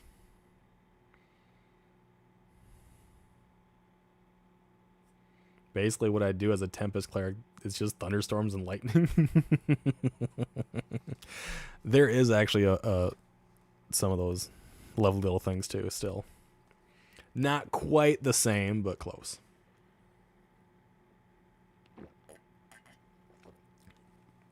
I believe there's a spell for the cleric in this that allows them to ride the winds. Only for a short distance, but you can also make someone else ride the wind too. So instead of shocking them, you're just kind of lifting them up the ground and dropping them.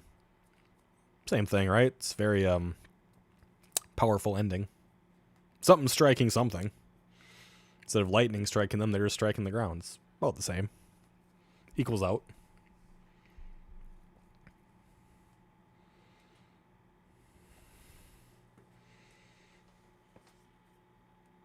Oh my god, that's a lot of notifications.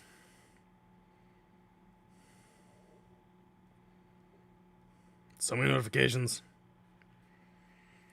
I'm going to wait on class till I can read through them myself. I've never been good at having someone explain stuff. Oh my god. Why? Why would you put him wearing a fucking Santa's hat? Oh, I suppose if you're kind of stuck between two, it's alright.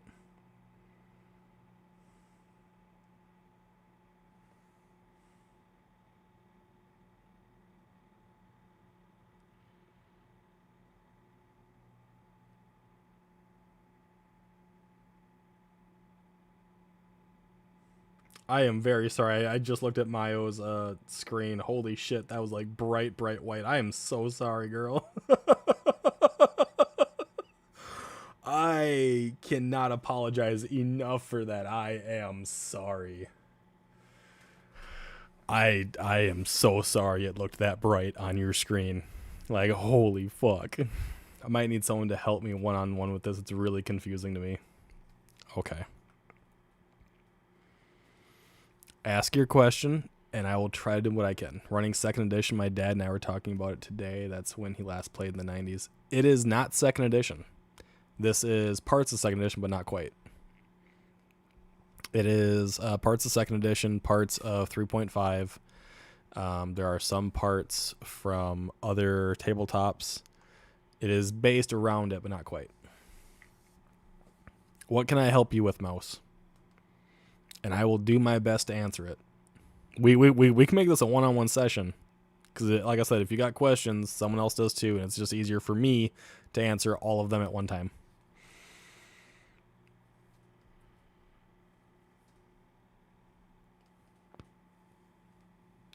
I do have everything for 2nd edition, though.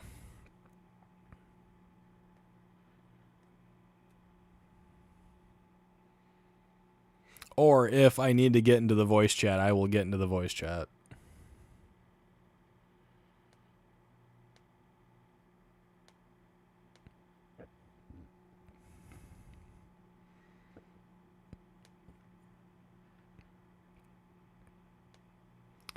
You know what? I do have an idea. Hang on here. Hold on 1 minute. I'm going to help you guys out here. Let me drop what I do have off as a PDF, and you guys can open it and look at it yourselves and then ask the questions that way. How's that sound? It's not fully finished, but I can at least do that. That is not where I need that to go. Why is that? No. I don't need it to go to that location. Thank you. Can we have it not be there? Nope. Don't need to go there either. Let's go here. There we go.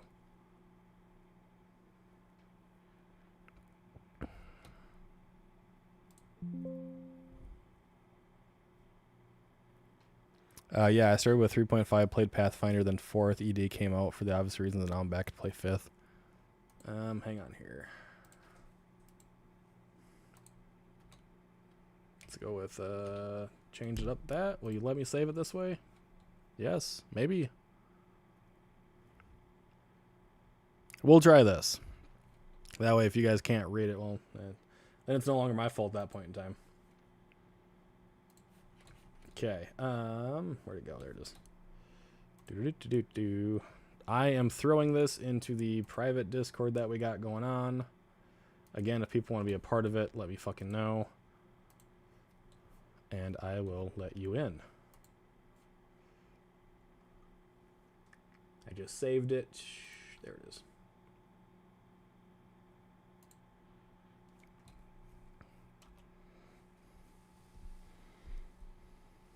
There you guys go. You guys can look at it that way on the Discord. Open it up on yourselves. Scroll through it. Maybe that'll help you out. I don't know if it'll answer any of your questions or not. And if it doesn't, fucking ask me your question. I know it's harder to get the questions asked when you gotta type them out, but I'm gonna turn that fucking camera off. Turn that one off. And move this one back to its original place, because otherwise it gets knocked down too easily. There we go. I started with AD&D way back in the day. I still have my entire collection for that. I have the original white box. I have Mines of Moria. I have Bone Hill, Red Steel, original Ravenloft, original Greyhawk. I have a shit ton of them. I'm gonna have to dunk out while I'll finish watching tomorrow. I'll have to work tomorrow. Have a good night. Have a good night, Wolf. Have a good night. Have a good night.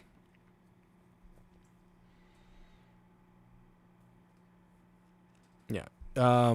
Mouse, go to the PDF, open that up, find what you're looking for, whatever section it is, and ask your questions on that specific section, and I will go over it to the best of my ability. Same with you, Mayo, Jesse, whoever else. By the way, I got some hoodies in D&D. I'm going to send them to you. Huh? You ain't got to send shit to me. Oh, you mean like a picture on Discord? I mean, if that's fine. I don't want anything else. I got enough people sending me shit. Or in Jordan's case, buying me video games, because apparently he wants me to be a little bitch.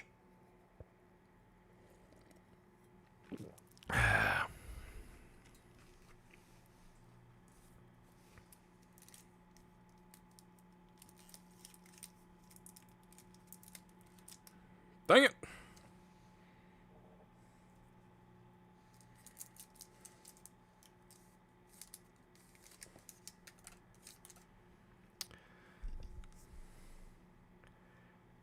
Well, my broke ass can barely afford me, don't worry.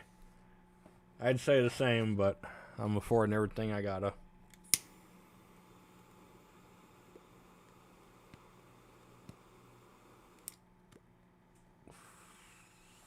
Jordan just wants people to play with. I know he does, I know. I know he just wants people to play with. And I really don't have a problem with it, but it's been almost like every morning for the last 3 fucking days, I wake up to, you have a gift, you have a gift, you have a gift. And it's like, huh? That helped? Cool. You want to get the Pathfinder hoodie? I have D&D hoodies and stuff like that. I prefer like Final Fantasies. He's lonely. He wants people to play with. I have got no problem playing games with him. I got no problem talking to the guy. He can message me at any point in time. Anyone fucking can, and I'm usually answer. Sometimes not how they want, but I'm pretty quick to answer normally. He's like a sad little puppy. Shit. Well, if we get to do that paranormal collaboration thing, he won't be a sad puppy no more. I guarantee it. And he gets a tax write-off because he streams it. Yeah, I know. You sent through text? Gotcha. Yeah, when you texted me the first time, I didn't know who the fuck it was. Because I'm like, I don't think I give out my phone number to fucking anybody these days. At least the Dragonlance one's good. It's got the brothers on it. Shy just got home. Just heard her pull in. Right now, I don't even know what I don't know. I think I just need to read through it and get back to him. Stuck on. Oh, Mouse, I'm sorry. I promise I can answer the questions, though, very easily. I promise I can. But if you don't know, it's hard to tell me what you don't know. I got that. I understand that. I apologize for pressuring. You'll see Shy walk in behind me. That's our front door.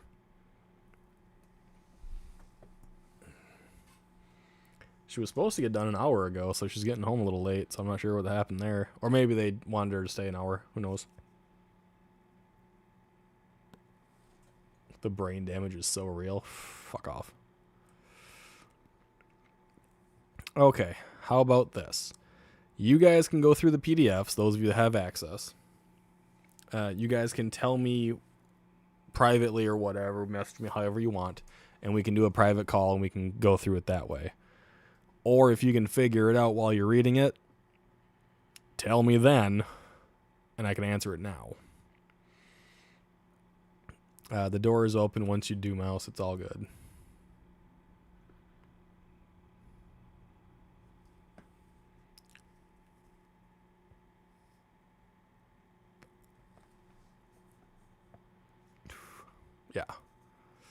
Yeah,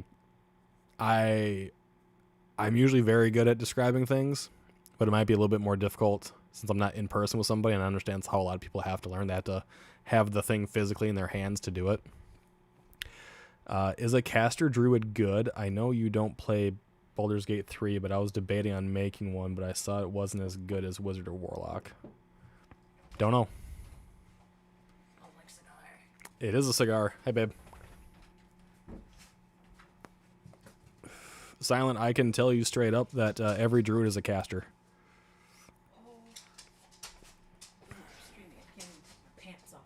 Well, not in front of the camera. Don't roll like that. Especially because, there's certain individuals you probably don't want to do that in front of.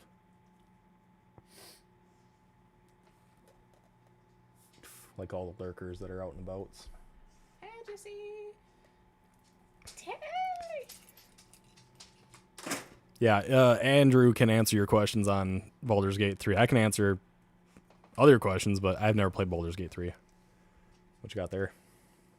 Dr. Pepper. Dr. Pepper.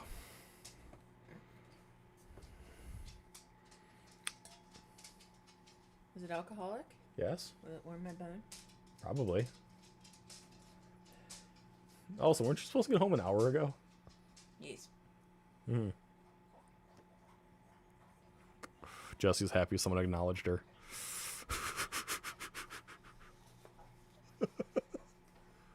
What? That didn't work right. That barely worked right. I'm wet. Why are you wet? It's fucking snowing. Pull your pants up. They're hiked as high as they can go. Quit walking on them. Roll them. I'm short, and they unroll. Shut the fuck up. 3.5 is a piece of shit anyways, so yeah, if anything's different than 3.5, it's good. 3.5 and 4th edition were garbage. In my humble multi-year experienced profession. No opinion.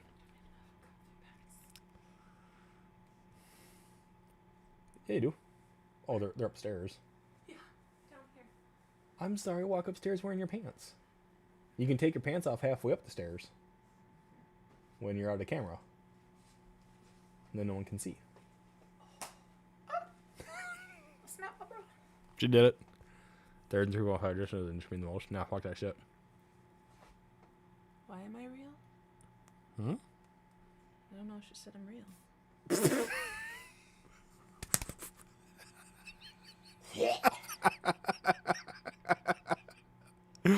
She said you're real about the removing the pants thing. Characters are just God mode, which is weird. Nah, it's. You're an asshole. I know I am. In regular D&D, like even in advanced D&D, you're supposed to be better than your average person. That's why. The only thing 4th Ed got right was finally nailing down what tieflings looked like. Fuck tieflings. God. Had to move to my TV because baby was not wanting to eat at my desk. Forgot I had my chapstick in my bra.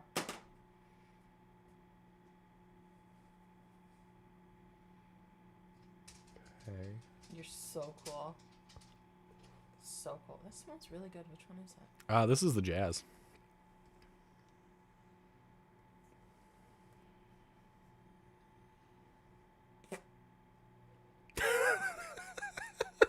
Meh. The wine tastes so much better, but this just smells nicer. But, my lord, I like tiefling and elf and drow.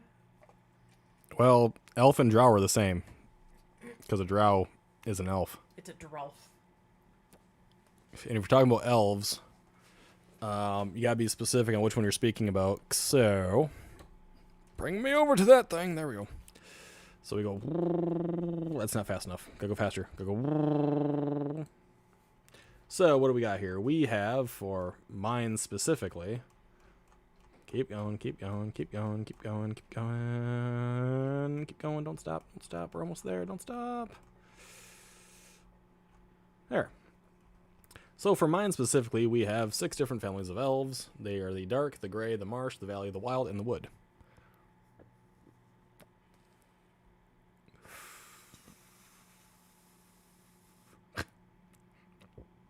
Fucking loathe. The Spider Queen. I actually like Loath. I won't lie. Fucking crazy bitch. Then I'll have heard fucking daughters and stuff like that. Oh my god. Insanity. But it's all good insanity.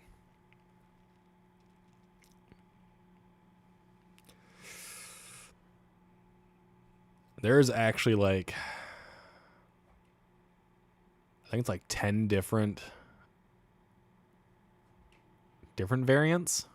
I have an entire book on just the drow themselves for D&D sake. Their entire cultures, the ones they imprison, the ones they ride. Not the elves they ride, but the mounts that they have.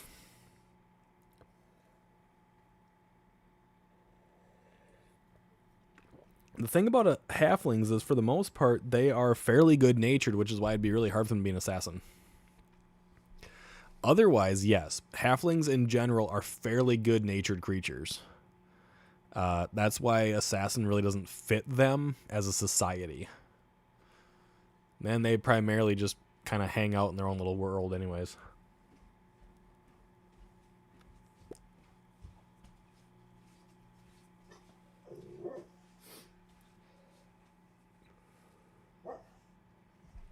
Shush. What? My pants are wet. Your pants are wet? At least these ones make my butt look nice. Definitely Tolkien vibes. Yeah. And yes, they do. So, I even put down here that these are often titled as the evil elves because not every single drow is evil. I'm not talking about Drizzt or Urden. There are some groups of drow that are just not that way. But halflings in general, not just hobbits, but halflings in general are halflings are not good rogues or so this is where we'll have a disagreement, but only based on addition. The movement speed of a halfling is slow, yes, but in AD&D, even though they were slower moving, they actually obtained the most bonuses to the thief and or rogue class, which made them quite a lot better than everyone else. But they can be thieves. So thieves on the alignment scale can actually be neutral good, where they will kind of be like Robin Hood, right? In the general sense that they will steal from whoever they wish, but they'll use those funds in a relatively good manner. They will attempt not to kill many people. So that's what kind of makes them a little different. Just because you're being a thief doesn't mean you're doing it for evil intentions. Yes, you're taking something from somebody, which is an evil or bad act, but it doesn't always have an evil intention behind it. Assassinating someone is always evil. It doesn't matter if they're good or bad. You're murdering somebody. That's the premise, right? They should bring Mr. Black Dragonlance too. That's why would they bring them back? They're already there. There's already a Dragonlance tabletop. Why would they need to bring anything else into it? They already got one. They've already got the book series. They got the tabletop. They don't need to bring anything back. They got a TV series for it. Or no, I think there was a TV show.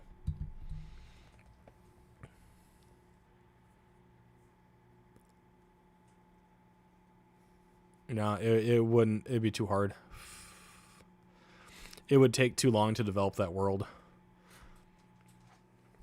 Look at Dungeons and Dragons. Neverwinter? Is that the online version? That's been going on for over a decade now. And even the world of Greyhawk had to get changed. The world of Forgotten Realms had to get extremely changed. And it takes years for that stuff to happen. So to create a world like Kryn, never going to happen.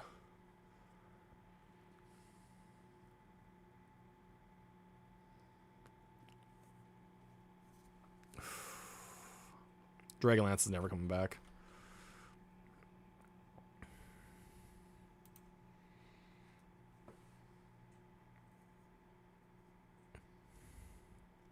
You kind of getting your questions answered, Mayo?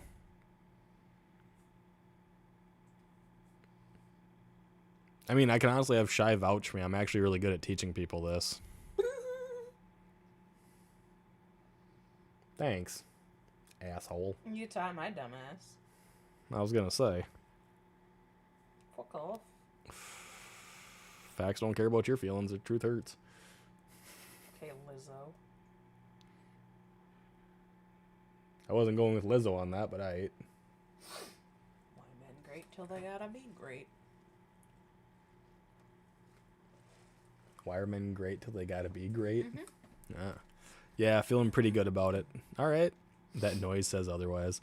No, I've taught a lot of people how to do Dungeons and Dragons. People that couldn't even read, I taught. People that couldn't do math, I've taught. Shut the fuck up.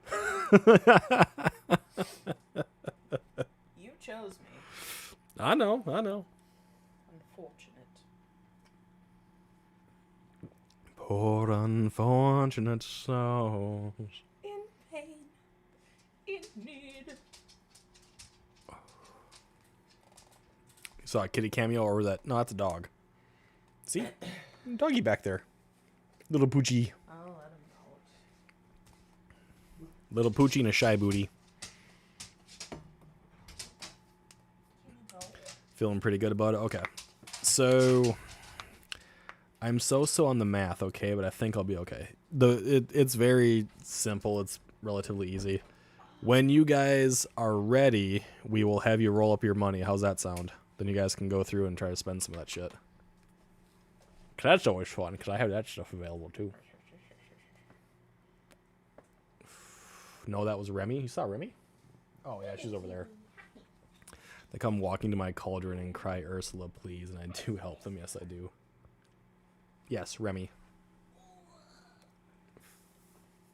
Second one. Sylvester. You gotta hold him like a baby, otherwise he doesn't like it. That. He's not a baby. He is too. He's not a baby. He is too. Also, don't let them fool you. They've already been fed. I don't care. Sylvester. Hey. I want to love you. Nope.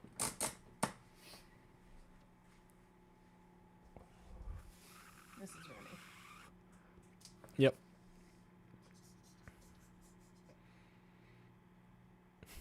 Jesse likes Sylvester. You can't have him, though. Come here. Aggressive love. Aggressive love. Come here for my snuggle cuddles. See, he has to be held like a baby. Then he's happy. That is spoiled. He is too. I said that is spoiled. I know, he is spoiled. Aren't you? Yeah. Oh, yeah. See, if you hold him like this, he's like perfectly content.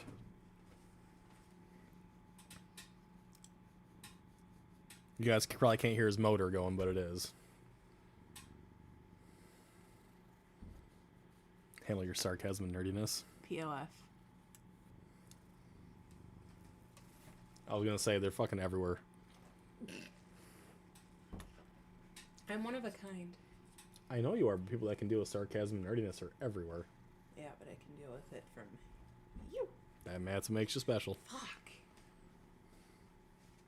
Aren't you just a good boy, huh? Yeah.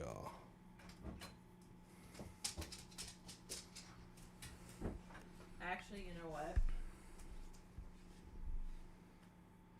Just find you a big back. Get you a big bitch. Don't nibble on my thumb. No, you can't steal him. He's mine.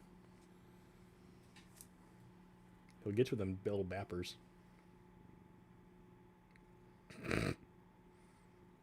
He reaches for it so gingerly. You just don't give two fucks, do you? Does he have a little white? Yeah. I can see his dirt star. He is white on the underneath. He is a tuxedo. He's a tuxedo ragamuffin.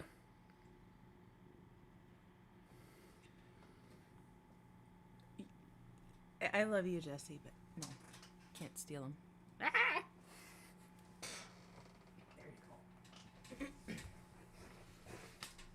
There you go. Okay. Let us figure out how we're doing monies, huh? So money is based on your class, by the way. Alpha got lucky. We met in high school at band camp. Man, I couldn't get anyone until I was out of school. Damn it, that's the wrong button. Did not want to open up the Xbox app. Quit sniffing my butt. It has been... Oh, I smell like fried chicken from work. Probably. Fuck me. I'm not sure if I want to fuck you because you smell like fried chicken, though. Ew. That's what you asked about. Here you go. I'm you. Yeah. You. Okay. All right.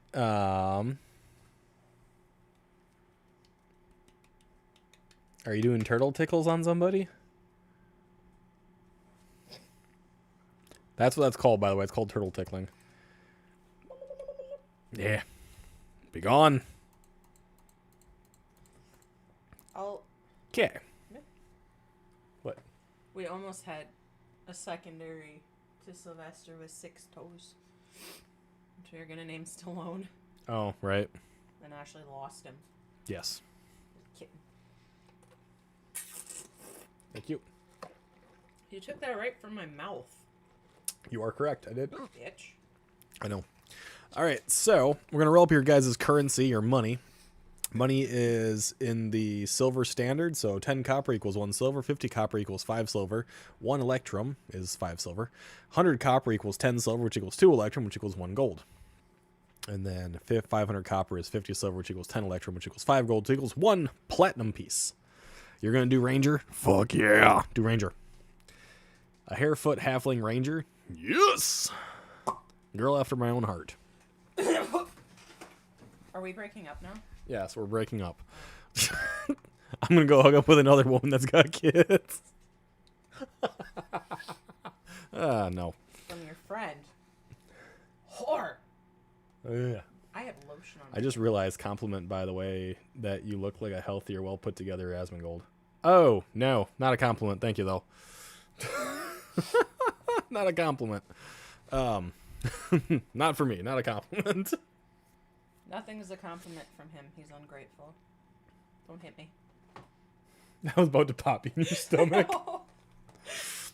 So here's your money based on your class. If you are a cleric, 3d6 times 10.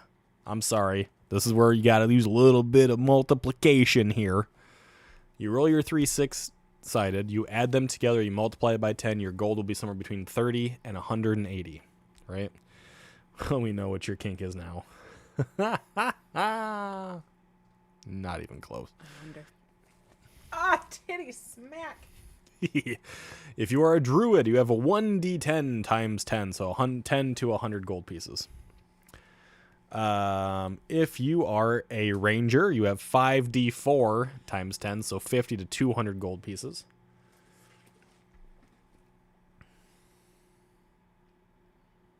Fucking Why'd crap. you look at my box? Because you were crouching, I thought you were going to crab walk away. I was gonna... Exactly, that's what I thought you were going to do. So yeah, I know shit. I know shit. You know me too well. I need to find someone else. You do. Surprise them. You guys, yep. You guys can see that the Cavalier here is 10d10 times 10. Here's the reason. A Cavalier is a knight. Knights are normally of a noble family. They got that fucking bling bling to start. You know what I'm saying? They can buy the strongest armor. They can buy their steed right away. They can buy a lance, multiple weapons. So if you want to have money and you want to feel big ballin', you should be a Cavalier. They also have some really nice abilities. And it's a dog. Cavalier, King Charles Spaniel. Oh, Stock. cool. It's also a car.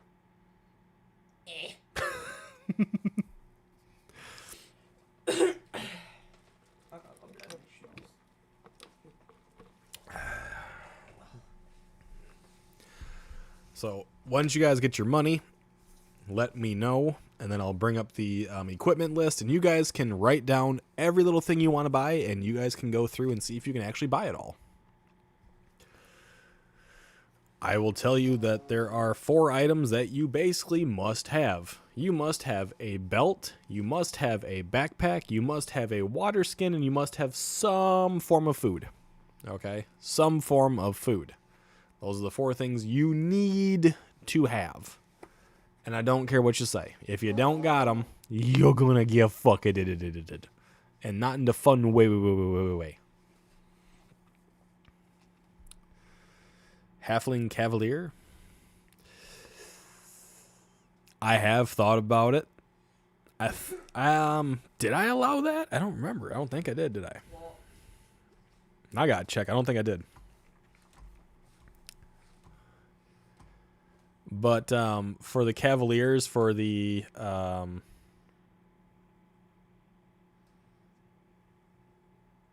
I didn't. Okay. For the Cavaliers, if you are a dwarven cavalier, you'd be riding on a a ram, basically. Take that ram into fucking battle.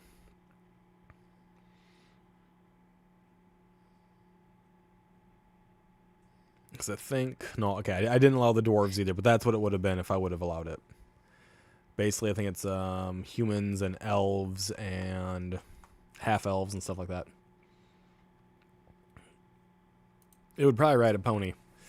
Currently reading through Chronicles, loving them. What? 80 gold? All right. Ouch. Mouse, you kind of got... Ouch. Ooh. Mayo got less. I mean, she's a druid. She got 80. She ain't bad. That's still harsh, though. Mayo got 70 as an illusionist. Oh, that's good. You guys are good. You guys are up there. Just know you're not getting great stuff because you're limited. You know, it's just the way it goes. But you guys did all right. That's not bad. God. I hate when she does. Oh, she's getting cracked out. Yeah, her tail goes. Yep. No, you guys are doing good. Okay, Wolf's gone. We're waiting on Tay to see what Tay gets as a ranger. 5d4 times 10, Tay. I know. You gotta do a little bit of math there. You can do it, I promise. If Jesse can do it, you can do it. You're a bitch. I know. It's okay, Jesse. He doesn't appreciate you like I do. That's very true. I mean, she wants you to adopt her, so I don't want another kid. At least not one that damn old. What's going on, Small? Small Viking. Don't ask why. Don't ask why I went Asian on that little bit there. Okay. Just happens.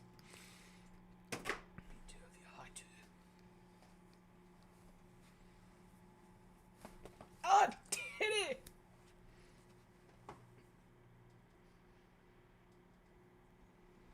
Who said I could do it? Do what? Fuck you. I'm nap trapped in my chair with baby on me. 1 sec. I'm getting D&D Beyond out. Oh, God. Here we go.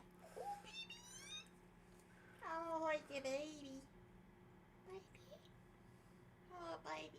You want a baby? Oh, hold the baby. You want to hold the baby? Oh, hold the baby. I was gonna say, we got 3 babies already. You got baby. No, they're not baby babies no more. Oh. Viking, not samurai, buddy. Ah, fuck off. Close enough. I don't know how I do it either.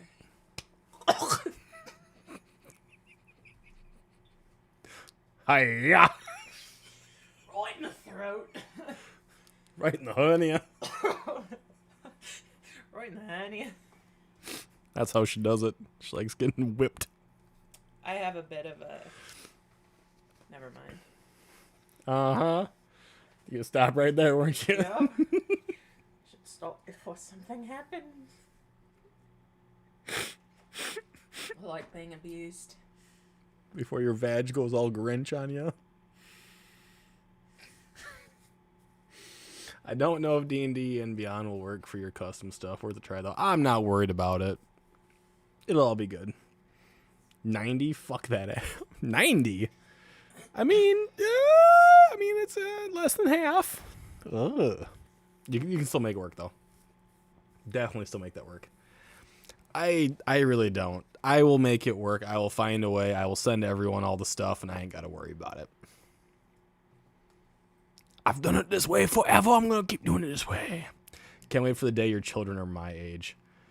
Well, unless you die, they're never going to be able to reach your age. Unless they die.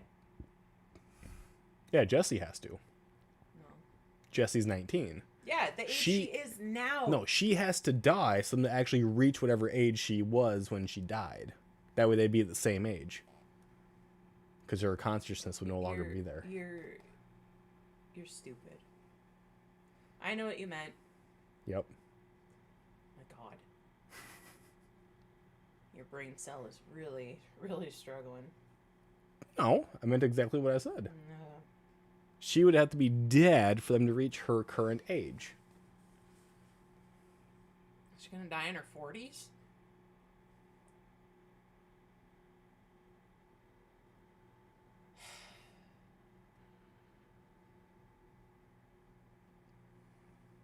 She needs to be dead for 11 years for getting to reach the age of 19.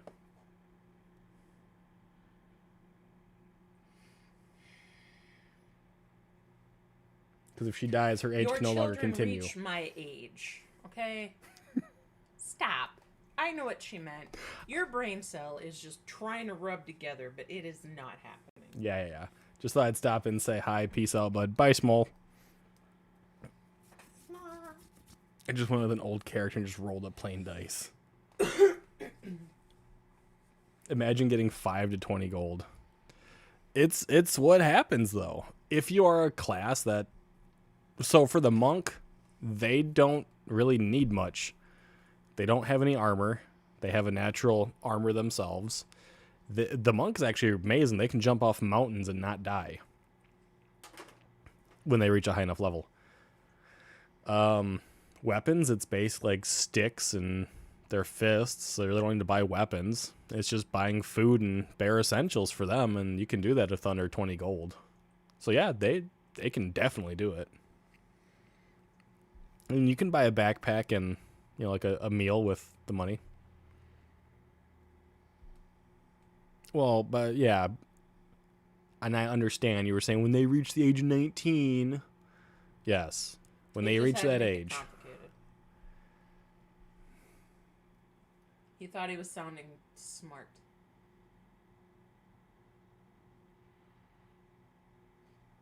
You're a turd. You're a beagle. What's worse than that? A Lawson.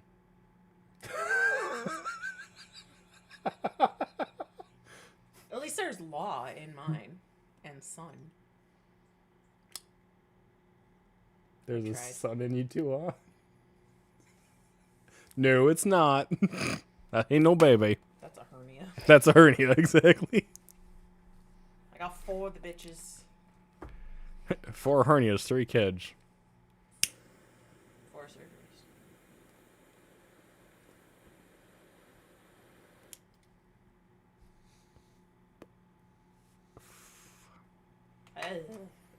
Those smell so bad when they've been lit back up. Yeah, not much you can do about it. Not smoke them. Fuck you, I don't do it very often. If ever. Once in a very, very blue moon. Okay. Guys, got your money then? So let's see here. We got, what was it? 90, 70, 80. Or was it 80, 70, 90? Either way. 80, 70, Let's have you guys spend her, huh? I want to spend a band. Y'all like spending money. You're all women. You like spending money. Fuck off. All the way. Tell me I'm wrong. Dog is splooting. That is the wrong page layout. No, it's all want. I guess this will work. This doesn't look right.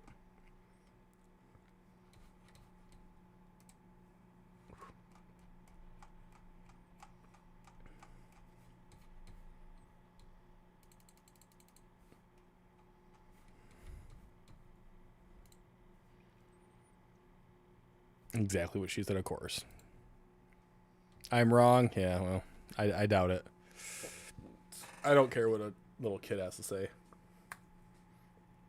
Oh, that was hollow.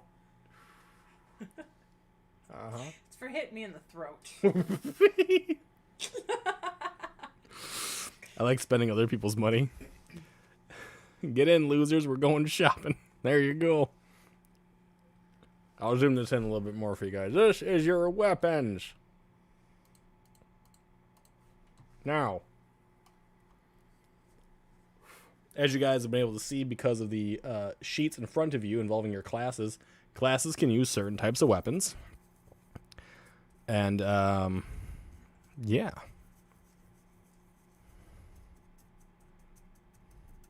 You guys should buy a weapon that they can actually fucking use.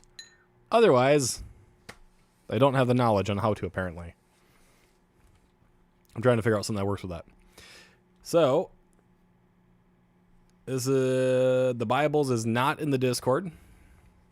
So you guys have to go off here. We're going to go by weapons first. Tell me what type of weapon you are looking for, and I shall scroll to it. Doom scroll. Doom scroll. Oh. That's what Jesse's been doing the entire time. Doom scrolling. Can you move it so we can see the side of the screen? Oh. It stopped on damage. My bad. Thank you for telling me. There you go. Now I can't see the prices. There. Rangers can use all. Correct. Rangers can use all weapons. I would suggest, just because the Ranger does have that massive bow specialization along with the crossbow specialization, to choose at least one of those. Because you get double damage. Ready? So there you guys go.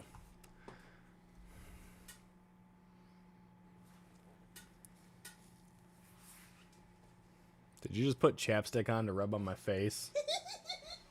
Oh, you are evil. Good night. Good night. So a caltrop is a nice little doohickey that is very similar to this little itty bitty diamond, or not that pyramid dice right here, the four-sided. You basically throw it down and you step on it. And what the caltrop will do is it'll actually pierce into the feet of your enemies, which is why it does very little damage. But yeah, throw enough of them out, it'll do a lot.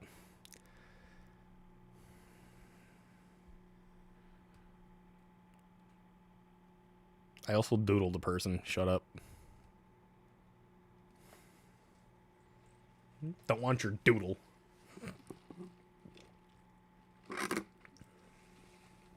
So that's what a caltrop is. A caltrop is like a little, think of it as a nasty little Lego. It's going to stab into your feet. A tactical Lego. Exactly. Thank you, mouse. That is exactly what a caltrop is. The whole goal is to trap someone like Home Alone style and make them walk onto something. I don't care if you're heartbroken. You break my heart every single time you thumbs down a song I send you. And you did it to so many good songs. Fucking kids are evil. The fuck was that?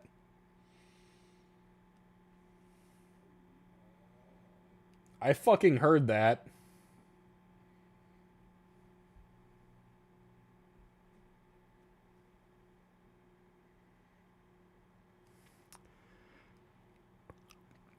$20 caltrops is 2 silver pieces. That would be correct.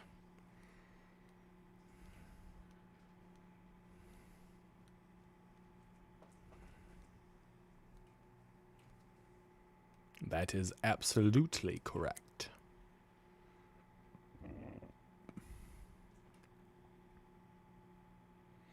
The ghost has opinions. That wasn't a ghost, that was Shy's ass.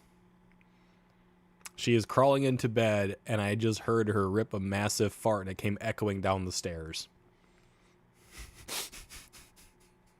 I will call her out for doing it.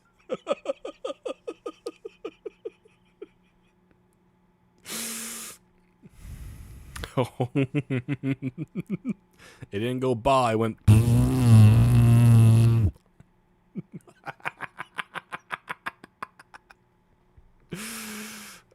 Yes. So, we will scroll down a little bit here. If you're wondering what the Fouchard and the Fouchard fork, the glaive, those are types of pole arms and or spear-like implements.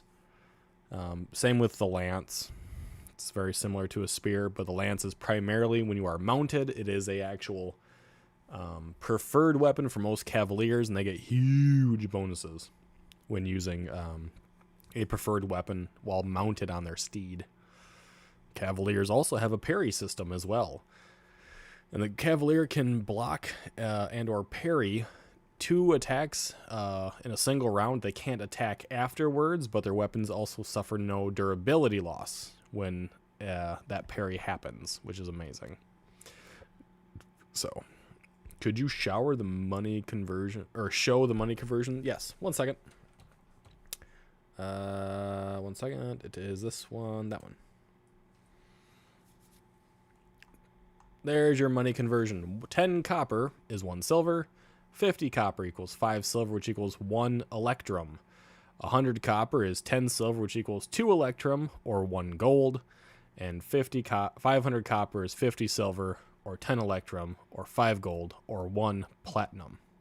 How much do we need for the 4 basics? You said we need backpack, belt, etc. You need about, I think it's like 10 gold if you want to get them and have a decent amount of food. So if you have 10 gold put aside just for those necessities, you'll be just fine. Easy peasy lemon squeezy.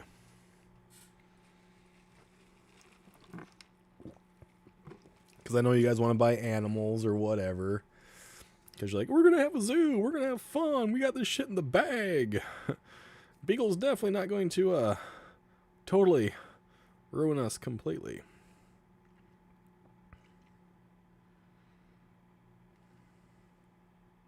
think we should fire the sluts. Always getting shit on TikTok. 6 hours ago, Red Bull versus Microwave. I don't want to watch that. I do not want to watch anyone destroy my Red Bull. No. Bad Brooklyn. Bad Brooklyn. That is rude. Bad Brooklyn. Nope, wrong one. Wrong button. That one. So yeah, as long as you guys keep about like 10-ish gold set aside, you'll be just fine to get your essentials, right?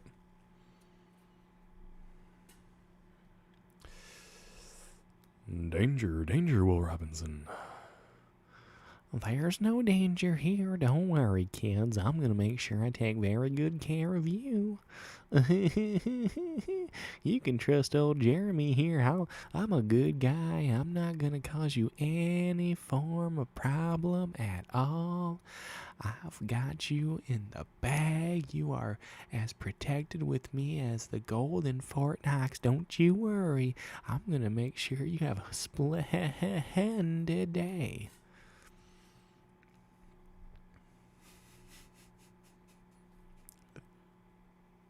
That might be one of my creepier voices, I think. That was like a very subtle Ned Flanders. Who is Jeremy? My sidekick? I don't know. I think we use Jeremy way too often. I should start going with Horatio or something like that. Or Hernandez or Ferdinand. Or Melkar the Destroyer or something. Definitely danger. If you guys are choosing weapons, I do suggest having at least 2 different weapons because your weapon can break. So if you have a ranged weapon, splendid, awesome, good choice on your part. If you have a melee weapon, carry 2.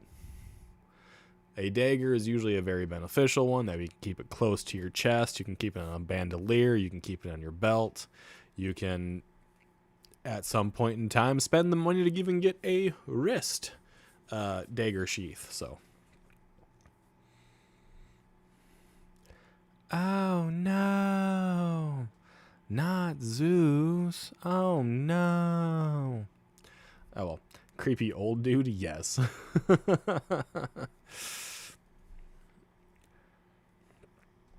Chris? Oh, Chris? You want to taste my popsicle, Chris? I got one right here for you, Chris. Don't you go away now. Come on back here, Chris. You looking good.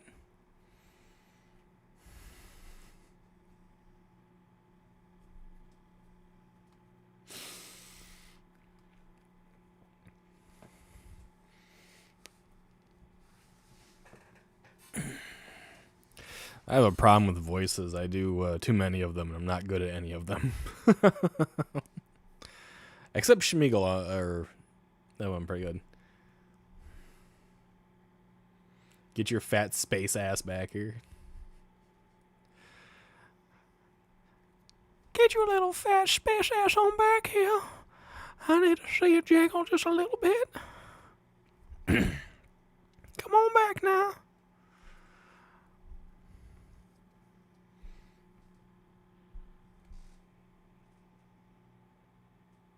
Shiori's looking very pissed off at the box of toys over there. Did I miss the bows? Yes, the bows are up at the top. So your bows are up here. You have your composite longbow, composite shortbow, longbow, shortbow. Then you have your hand crossbow, heavy crossbow, and a light crossbow as well. They are right there. Is spear one or two-handed? Technically, it can be both. It depends on how you plan to use it. If you want to use it with like a buckler or a shield like the Spartans did, you can use a spear one-handed. It is both. It can be a single or a two-handed weapon. If you use it as a two-handed weapon, you can actually do more damage. Is it long or short range? A spear? Primarily short, up to, I think, like... It has a firing range, so it's not, like, super long, no. Because, like, when you're throwing a spear, you're throwing it, usually one-handed. Just like a javelin or whatever in the Olympics. Otherwise, if you're fighting with it melee style, you can actually have a shield or a buckler, and you can stab around the shield at somebody. If you're holding the haft of it at halfway through. Otherwise, if you take a spear two-handed and you like hold your ground with it and like get ready for someone to like charge at you, you can technically do double damage with it because you're preparing for the incoming attack.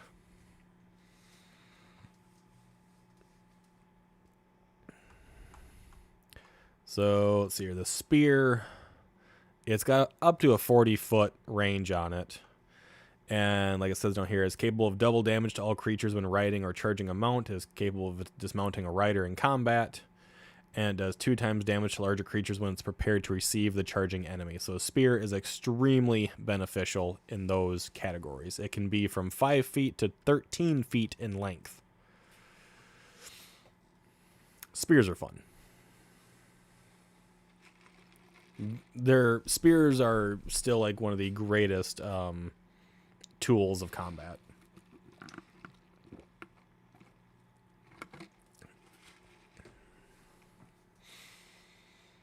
Swords can like still defeat a spear from time to time, but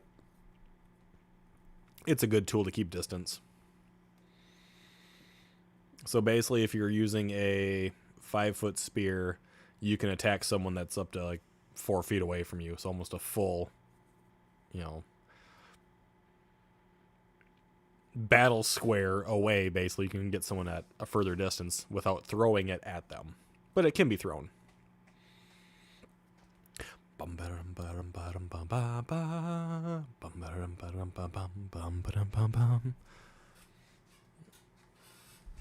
my leg hurts.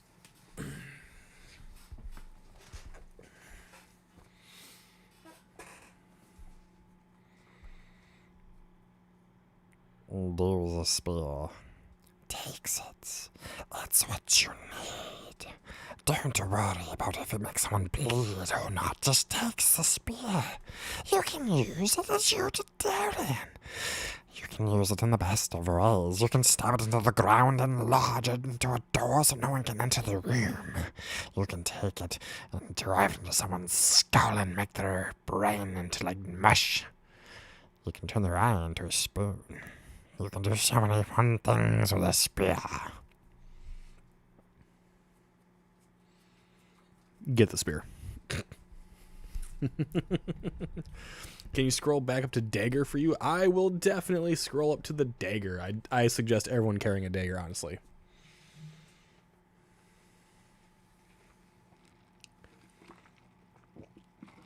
Daggers are extremely cheap. They're very easy to carry. And, by the way, a dagger is the cheapest thing that you can make silver. Because a silver dagger is only 2 times its weight in gold. It only weighs a pound. So, you ain't paying much for it. Just saying. Because there are some creatures that are only affected by silver. I think I have that written on this page or somewhere nearby. But daggers are quite good to have. Daggers can be thrown, they can be used to stab, they can be used to, again, lodge into a doorway. They can actually lodge into wood and make it so it has a doorstop.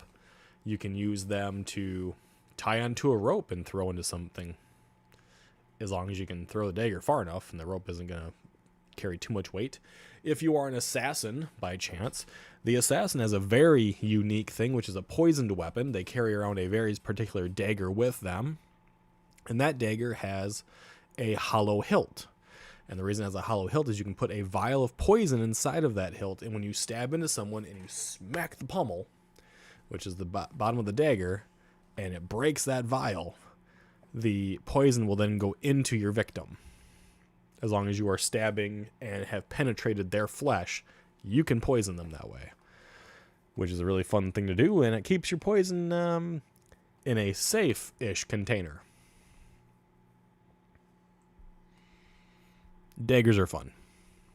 Daggers can be found almost on any creature as well, like any humanoid type creature.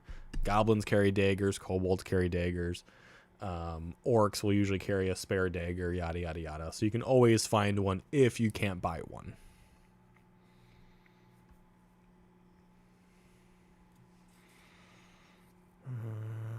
Making the flesh is very fun.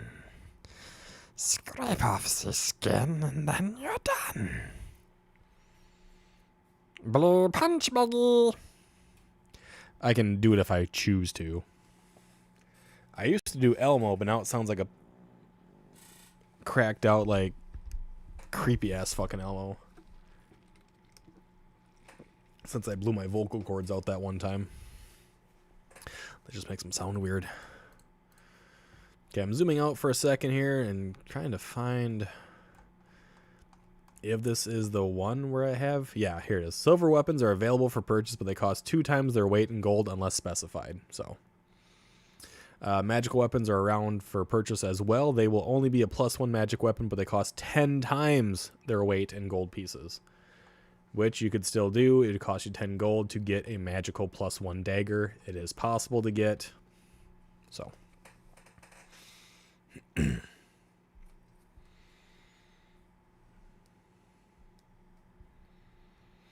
Any more questions? I'm free to answer them. I'll put this video in its own, like, little fucking playlist, and you guys be like, hey, I never want to watch this shit again. Someone might want to stop in for the funny, though. Who cares? Who knows? Some people like that shit. I'm not one of those people. I don't like laughing. I don't have a good sense of humor. The fuck?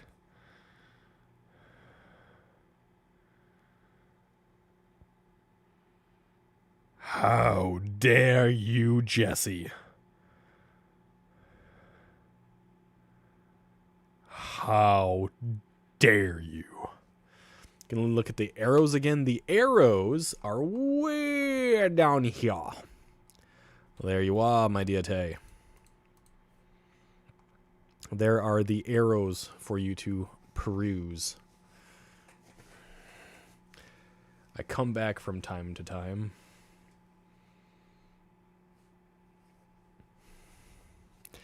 Jesse is taking a candid photo of me. Went back through my stream to find that moment of me holding Sylvester and says I'm actually capable of looking nice.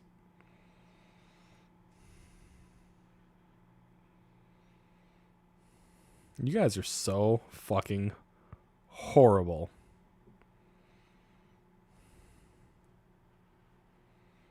Y'all just make me sad.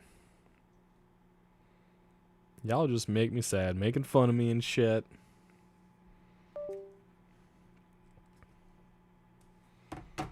Fucking horrible. Atrocious.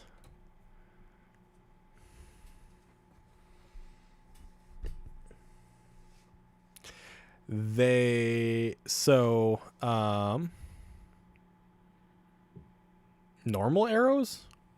No, that's 1 gold piece per score, so 1 gold piece for 20 normal arrows. It's not per piece, per score. The only time it is per bolt is when it comes to silver hand arrows. That's per bolt. Otherwise, you're looking at per score. Silver arrows are 1 gold piece per arrow.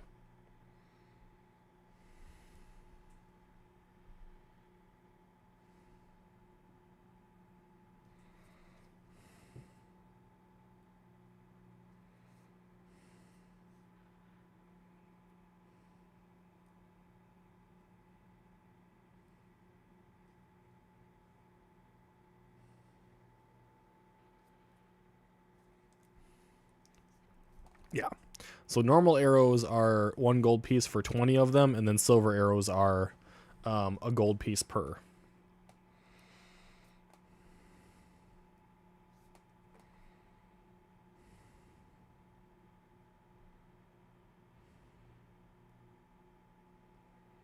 You guys are fucking horrific. Mayo, I can't believe you're involved in this now. Y'all make me think you guys, instead of making a hate club about me, all guys got like a little fucking love club or something. Which I think is even more fucking terrifying. I already had a hate club, why not a love club? No, fuck that shit. I think I'll stick with the hate club. At least that sounds more realistic.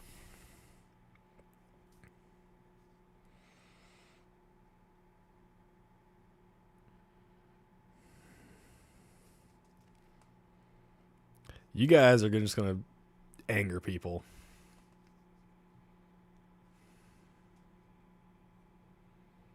Not you, what?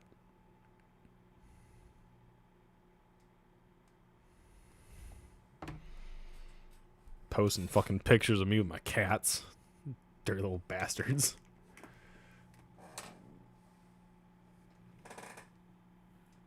Go ahead, do it. Just make sure you leave the project community Discord first. Dragon Craze, howdy, howdy, howdy, howdy, howdy. Apparently howdy is like how a lot of people want to say hello these days. Hi. If you want to make a hate club on me, Jesse, you go right the fuck ahead. Just leave the PC Discord first, and then let me unmod you, and then you're welcome to do it. Sound good? Then you are free to go ahead and do it. Minus the straight up death threats, though. I thought you guys liked that shit. No, I'm good, thank you. We don't need the Snapchat fucking filters back. Fucking hated that crap. And you guys all know I don't like that shit. That's why you guys do it to me. You're all a bunch of rude, crude little bitches.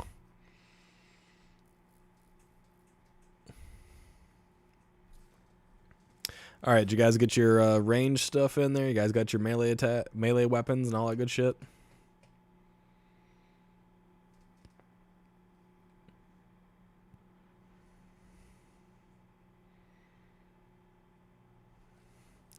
Fucking trying to bull me right now. I'm gonna get snap ones now. Great. Super fun. What kind of campaign are y'all building for?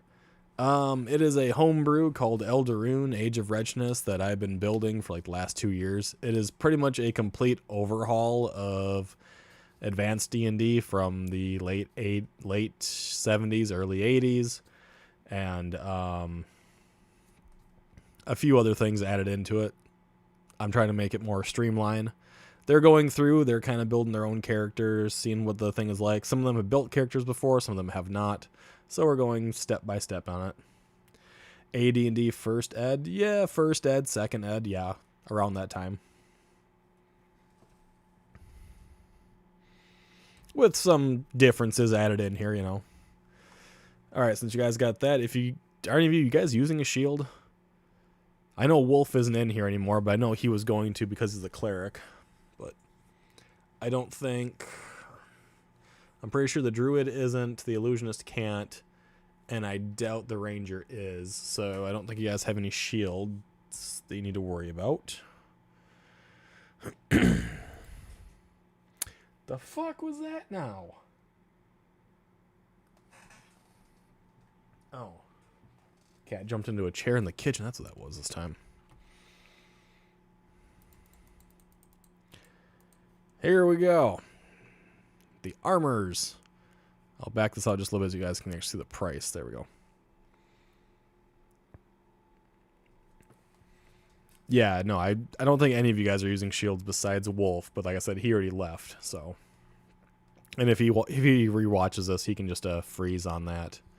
And this stuff will be available as well in the handbook when I get that posted in the Discord today or tomorrow. You're also working on a homebrew world right now? Splendid. Your shield is imaginary. I mean, illusionist, yeah, that sounds about right. Yeah, I've been working on this one for a while. I got my own deities, my own player's handbook. I've got my own rules and regulations involving it and how to play it. I've got my own creatures, own races, own classes, amalgamation of other things all kind of thrown into it based on what I want, and trying to make it just more streamlined so people can just create a character faster and just get on with it. I mean, this one's been going for, how long have we been streaming for? Almost 3 hours, but we've been talking about a bunch of other things. Had other things go on too, so. You can only use the armor type that is allowed by your class.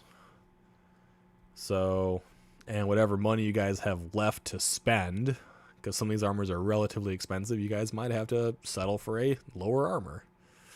Mine is just a homebrew setting for 5e with new special things mixed in. Yeah, no, mine is an entirely, like, by hand crafted thing. I have my own pantheon of gods. I've made my own world. I've made my own lore, my own history for a majority of it. The history goes back for almost a total of 300 years. I'm currently writing a novel based on a certain time period in the world as well. What else have I done? I have a total of, like, I think it's like 90 some odd spells. Some of them I'm removing. I've made one full new class. I've made new races. Custom character sheets for it. I made a shit ton for it. Druid is padded or leather. Yes. So if you look at padded and leather, they do provide the exact same armor class bonus, which is 2. One weighs more than the other, but one is cheaper than the other. Otherwise, they allow basically the same. Padded is a little bit cheaper than leather, so you could always go padded over leather. They're basically the same thing. One just kind of looks better than the other, in all honesty. Right now, I'm working on the nation blurbs for each one, and then my prospective players are going to help me actually build the countries out. Nice. Ranger is showing an elfin chain. I'm not seeing that there. So elfin chain is something you can only buy in specific, like, cities. It is a chainmail made specifically by elves. That's why it's called elfin chain. So you won't find it in this. It is a relatively expensive thing, but you can find it in large cities. You just won't find it right off the start. So you gotta pick something else. Yeah, I have a not really nations per se, but I have certain territories that are ruled by certain individuals, and then they have their own, like, power structure down from that.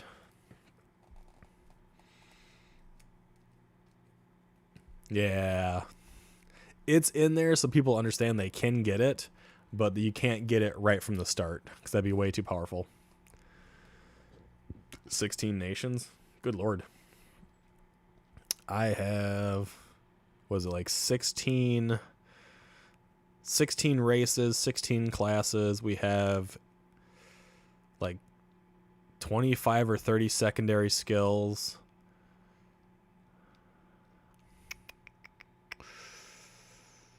Trying to think. Like, there's a lot for it. It's a super continent. Ours isn't ours is its own continent, but it's not. It's ran primarily by 7 people. and they're all in different parts of the world. They all come together at one point in time, and they have their own territories, but they're not like their own things. They got some of their own rules and laws and whatever, but nothing like super crazy different. Slavery is allowed more freely in one than the other, and yada yada yada, but I enjoy it. Been working on it long enough.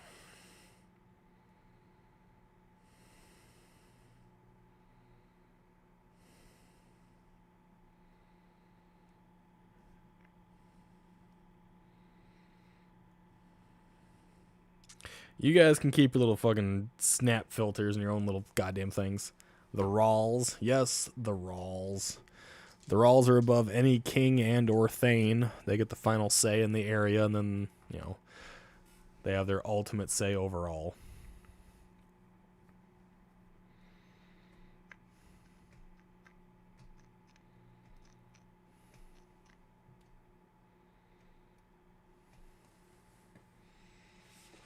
And this campaign won't actually be happening until sometime in January. Once all the holiday stuff is all done and over with. We'll try to get everyone into like a Discord voice call and stuff like that and see how she goes. This will be cool. I hope it will be. I hope she goes fairly well. I'll see if I can get some fun little things involved with her. The first thing is probably just going to be a simple dungeon crawl just to kind of get used to it, how the mechanics run and everything, because it is a D20 like system with elements of a D10 system. So it should go without too many hiccups, I hope. We'll find out. If you guys are done with your armor, now you have your helmet type. If you decide to wear a helmet, if you still have money to buy a helmet, I do not know. You will find that out yourselves. You guys know what you got. I do not. So, and then we're also getting down to the part that the gals go crazy for, is the clothing section. Yes, you can buy a corset. You can do it. Hoist them girls up if you wanna. That's all on you. It's there. You'll probably just delete them later. I doubt it. You will save those things and just like try to torment me with them at one point in time. Piss you off enough, you just send them at me. I can see you doing that. Being very childish with them.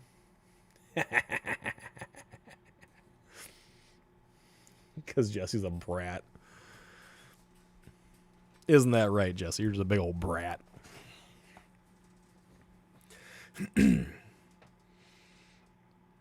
Yeah, I'll make sure to definitely have these videos in a playlist. You guys can always find this information if you guys don't have access to the Discord, where it's all there. So you guys can always go back. You guys can find this stuff. I'm trying to go through it slowly enough and have enough time so people can actually look and write down everything they need. So does a helmet fall under armor? It does fall under armor, yes. So a helmet will give you an armor class. It'll give you special things. It can protect you from a critical to your head that might lead in an instant death unless you are helmed. So it can protect you in that regard. It does fall underneath the armor that you are wearing. So it usually goes helmet, body armor, boots, or in shield or whatever. That's usually your armor that you have, because your boots do provide an armor class. Some of them can. If they're hard or soft or what have you, they can provide it. I have some screenshots if anyone wants, but I'm sure y'all be fine. See, this is what I mean by when I say she's a brat. She just goes out of her way to fucking terrorize me. It's all because she likes me though, right, guys? She's admitted it. It's all because she has a fondness for me. She has a fondness for an older man. How tragic.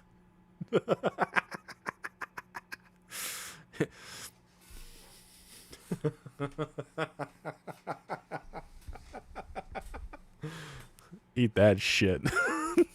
Put that in your pipe and smoke it.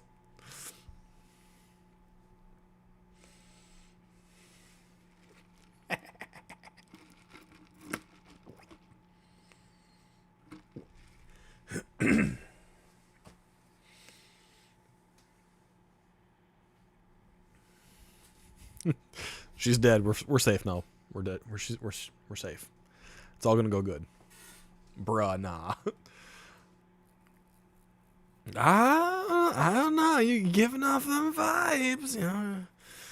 How tragic.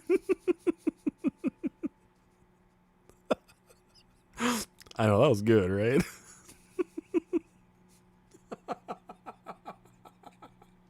Yeah. I'm gonna go rocking forth in a corner now. See, now she is depressed because the world knows her secret. She's fallen for an older man. An older man that's taken. Oh. What will the papers say?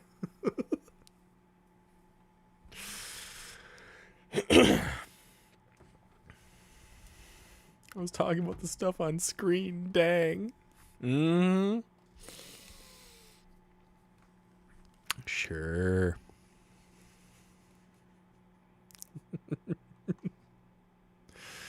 There you guys go. There's the rest of the clothes. You guys can see what they will give you based on what it is. It has an advantage or disadvantage. You can either write the advantage down, disadvantage down. That is up to you. You do not have to. If it doesn't give you like an actual bonus, don't really worry about it. Ouch. Now Jesse's crying in front of her screen. How can he say that? See, I can be mean too.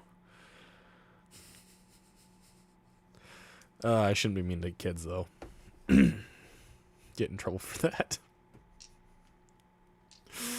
She might plant a cat eyes. She doesn't know where I live.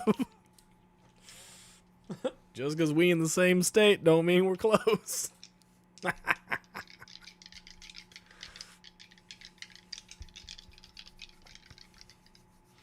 She's going to start posting a bunch of stuff to make me upset, though. She's had this war coming, though, for a long time. She's secretly been waging it.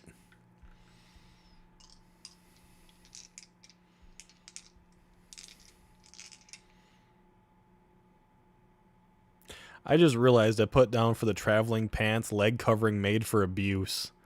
That was probably the wrong thing I could have wrote there. I could have found something so much better. Made for abuse is probably not the appropriate way to phrase that.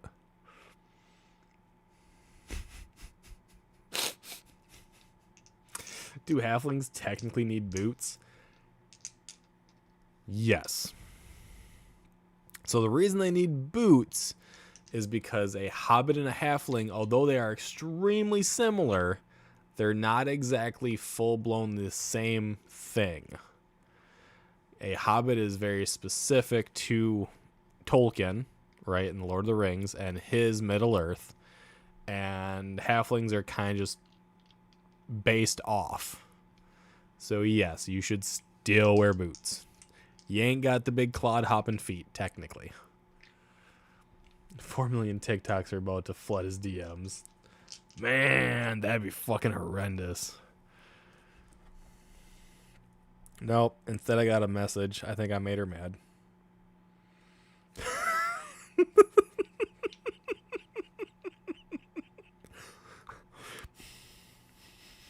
I can't even think of how I want to get back at him right now.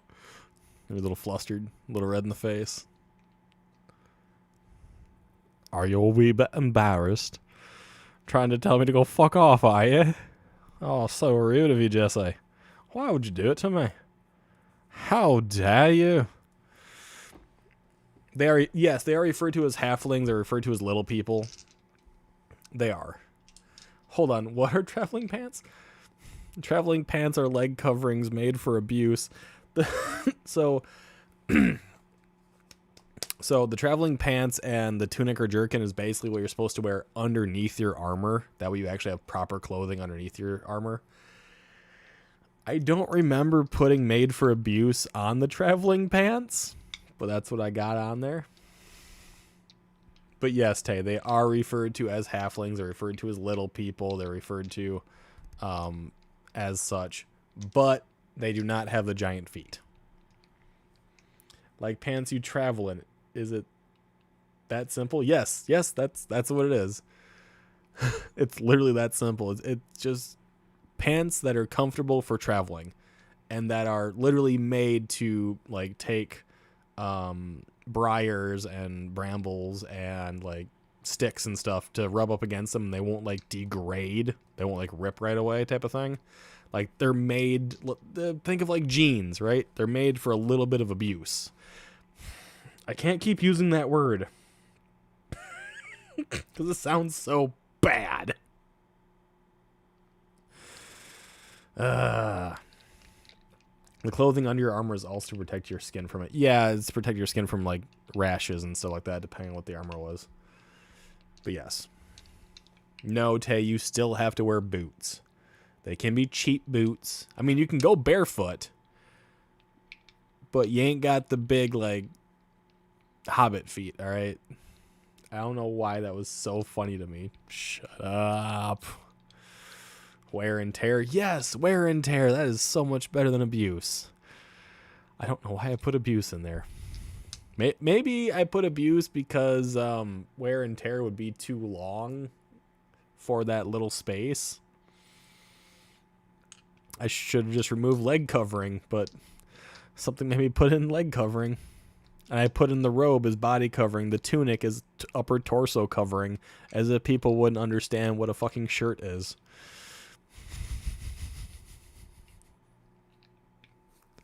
Don't ask me, some of this stuff was done a long time ago.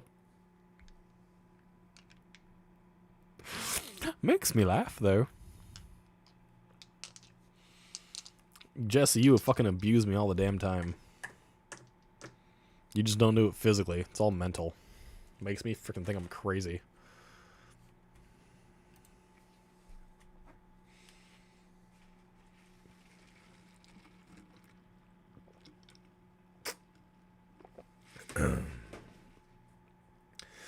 Trolling along. Alright, who has gotten their clothing taken care of? And if you have, we will progress forward. On to the next lovely little category. Yes, yes, yes. Yeah, yes, yes. We will go somewhere, yes, yes, yes, yes, yes. Do you know what I really like? The Masked Singer. It's a good show, Masked Singer, yeah, yes. Tay's got it done. Oh, whatever. You do the same thing. I do not torture you. I do not bully you. I do not cause you mental stress. Like, the stuff she goes out of her way to do to me, people, you just don't know. The horrors and the agony she puts me through. She's so mean to her elders. Elder abuse, man. Elder abuse. What's the difference between high and low with the shoes? Okay, so high and low. Think of low as like a tennis shoe and high like a boot. Right? So high, it's going to go higher up on your calf. Low, it's going to be around your ankle. If you're wearing a high boot, it's just to kind of like protect your legs or whatever if you're walking through certain types of environments. That's really all it is.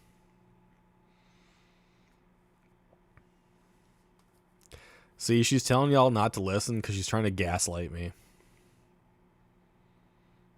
No idea what this adds up to, but whatever, let's move on. Oh, is Mouse overspending? Mouse might be overspending. And by the way, if it happens, it happens. I'm not going to get too fucking upset about it. They'll just get kicked out. That's okay. Kicked out for cheating.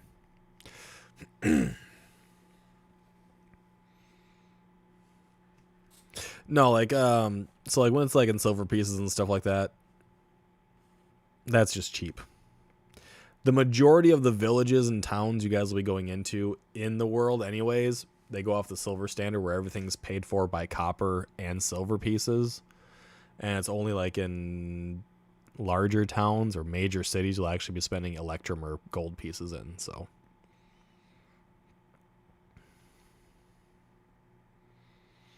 I'm just waiting to make sure that Mayo says she's good to go, and then I'll switch over.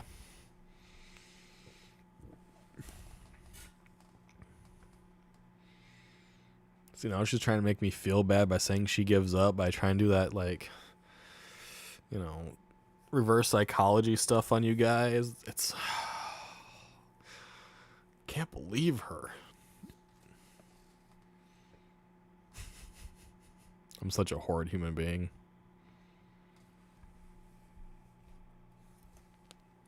Oh.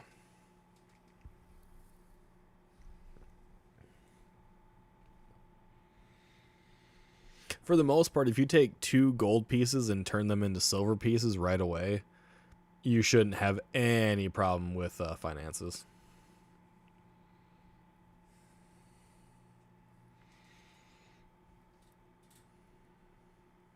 Because I don't think, for the most part, you guys will be spending more than 20 silver anyways. You're good? Alright, we're moving on, people. Sheet number 3. I know there's a lot of stuff here. There's a lot of stuff you guys won't have to deal with, so just hold on. Oop, too far. Too far. Back up. Back up. Back up. Okay. Okay. This is religious items. You guys do not have to worry about religious items, and here's why. Even as a druid, you do not need religious items. These religious items primarily are for clerics. There is like 1 or 2 things that could help a druid out, but is not needed. What's the conversion? Hold on 1 second. I will bring up the conversion. Here's your conversion right here. 1 gold equals 10 silver. So if you take 2 gold, you'll get 20 silver out of it.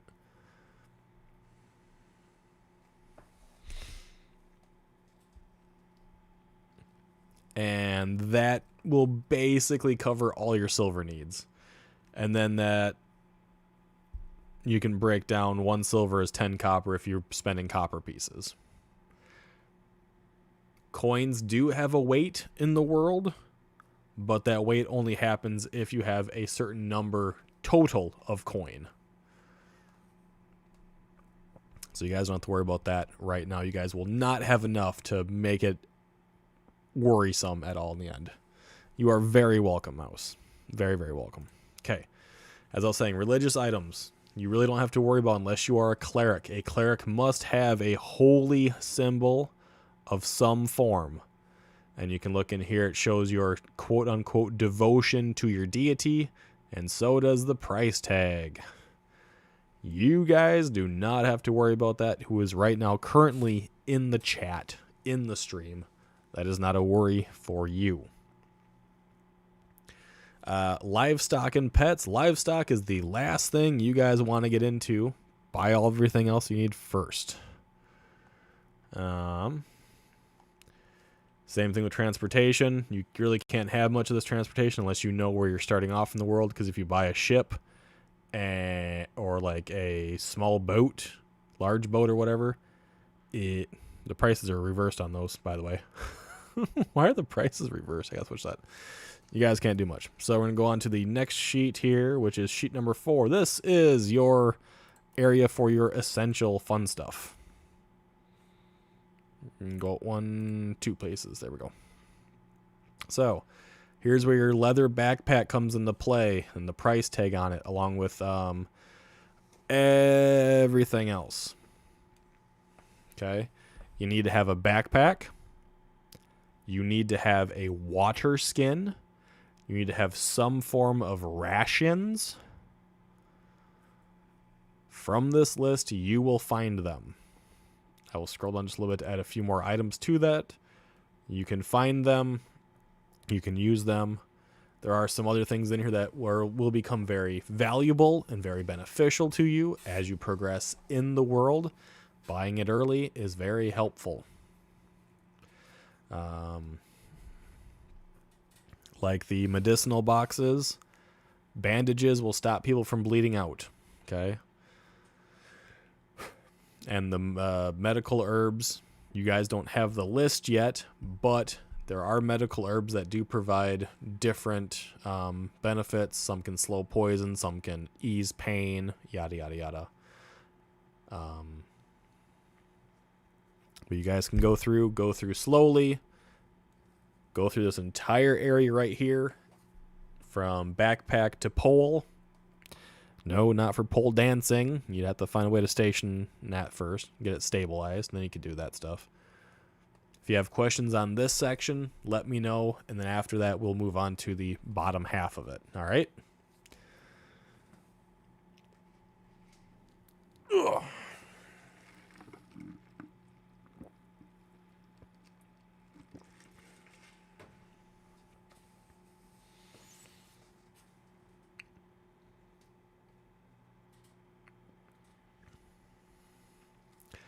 I would definitely say make sure you get eating utensils.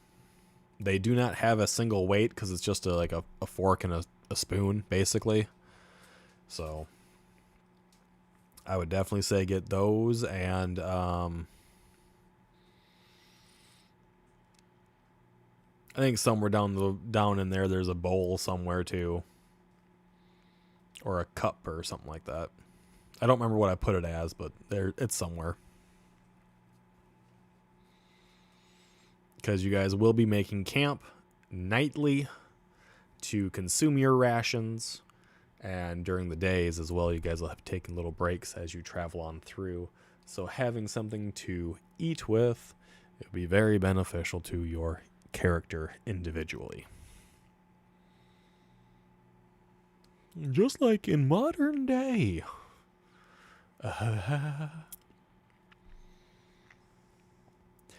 And if something seems really strange, like you're not sure why it would be in here, ask. And I will tell you exactly why it's there.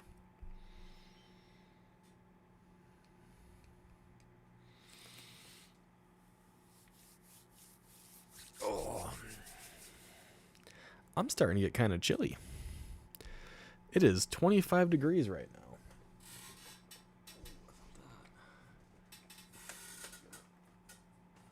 That up. These are thermal curtains designed to keep the heat in and the cold out. And our windows, unless you lock them in place, they have a slight little gap around the seam, but when you lock it in place, it seals that all back up. So, is flask the same thing as a water skin? Ooh, shit. It is not. It is not the same as a water skin. So a flask is in westerns and stuff and cop movies, you see them pull out like a little metal container about yay big, maybe slightly smaller than this game case, and they unscrew the top and it pops open, and they take a big swig out of it. That's a flask. It's not made to hold much liquid. As you can see, it only holds 8 ounces, and 8 ounces is, your average glass. So no, a flask is not a water skin. The water skin is actually down lower.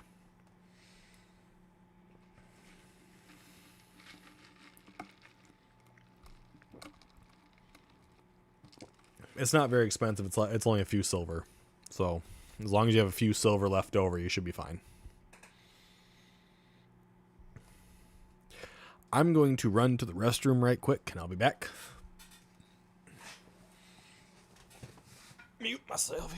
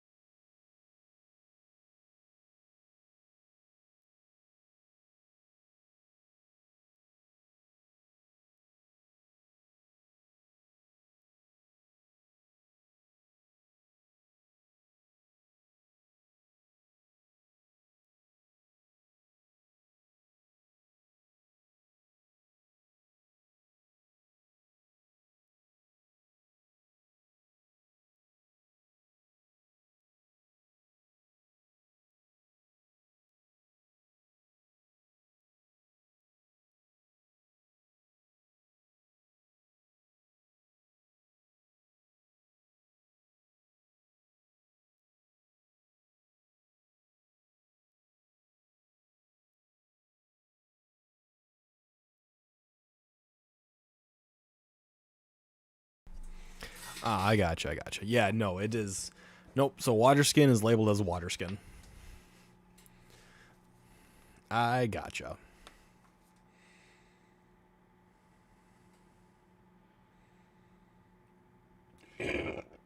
Ooh, I growled. I will say tomorrow night I do plan on trying to stream some Legend of Dragoon, so if you guys have been watching that, it'll be back tomorrow night. Yeah. Right on.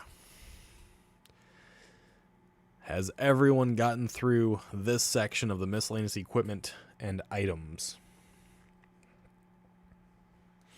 Do you still have money left?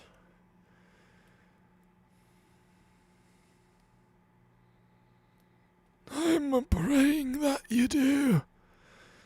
Please say yes. Because if you guys don't have any funds left, I'd feel really fucking bad.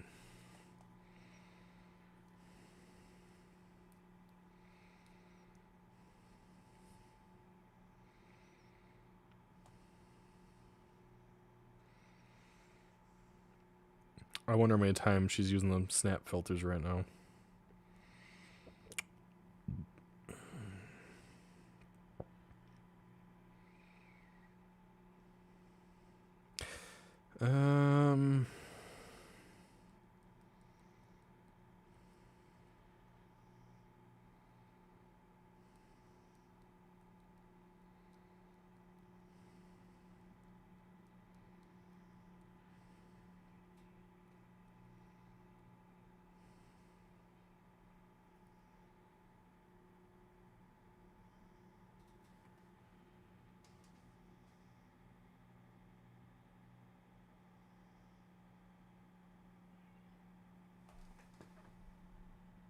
Next.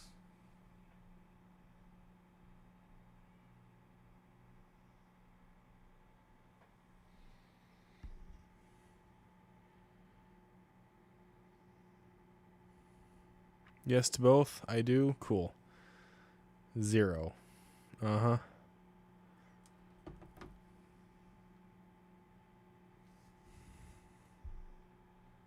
I'm assuming Nyx is upstairs with Shy. She's just crying at Shy. Either that or there's a cat outside my window crying. But it stops, so I'm assuming that Nyx is licking Shy's chin or laying down with her.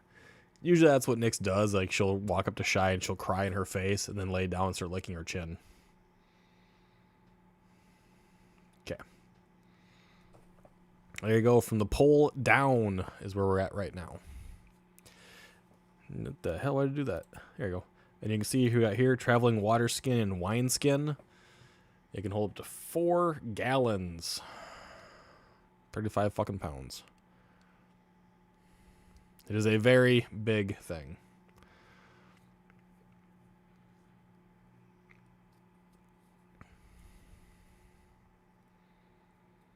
Because every gallon is approximately 8-ish pounds.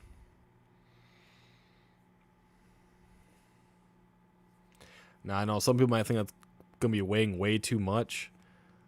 But you're supposed to be keeping this in your backpack. It's supposed to hold enough water for you to make a long journey, a fairly decent long travel. And it can last up to 8 days if you're going and not doing anything too strenuous and rigorous. Oh, I guess it is a gold piece. I think it's because I changed it to make it a little bit heavier. But originally the wine skin and water skin really didn't say how long it would last you.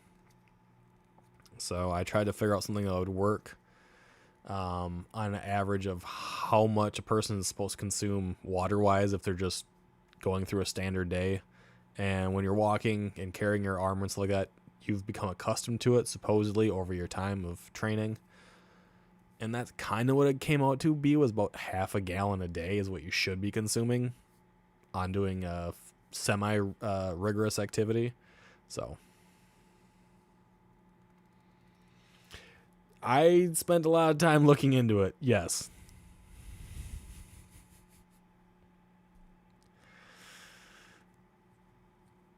But it's 4 gallons, and every single gallon is about 8 pounds. It's technically like 8 point something pounds. Good night, Silent. I'm trying to see here.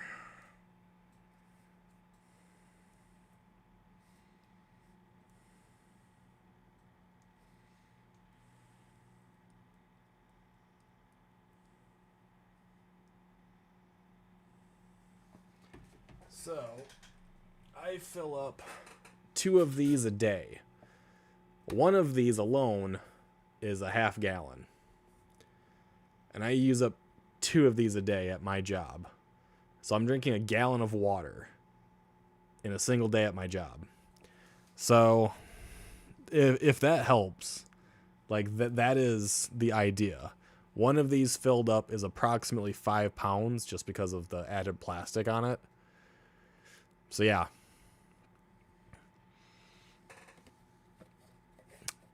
I'm being dead serious. I went through a lot of trouble to figure that out. Would my halfling need that much water, though, is the question? Or would I be able to get away with the flask?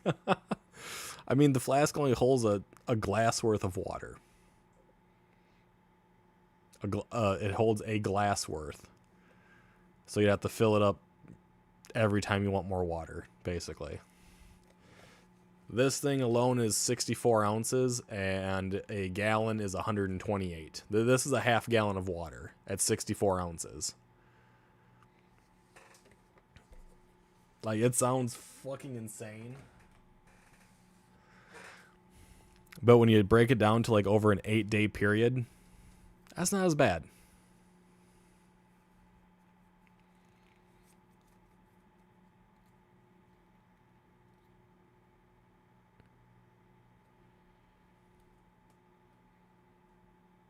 A glass worth to a human, though, they're only half our height. Do you know how many ounces of water my children go through, and they are half my height? They drink a shit ton of water. Would you like me to go get you one of their cups and tell you how many ounces that cup holds and how many times we fill it in a day? I will do that. Be right back.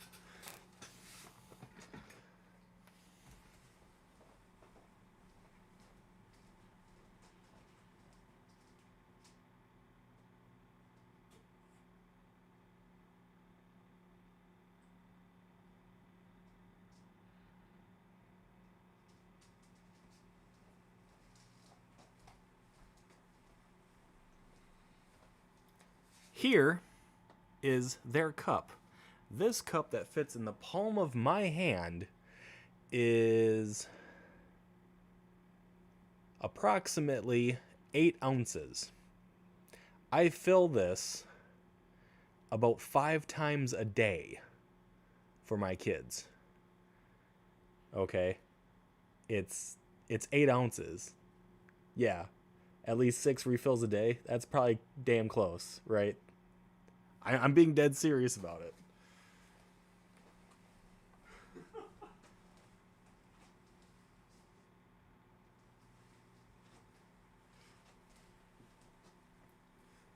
See? Fucking Mayo understands.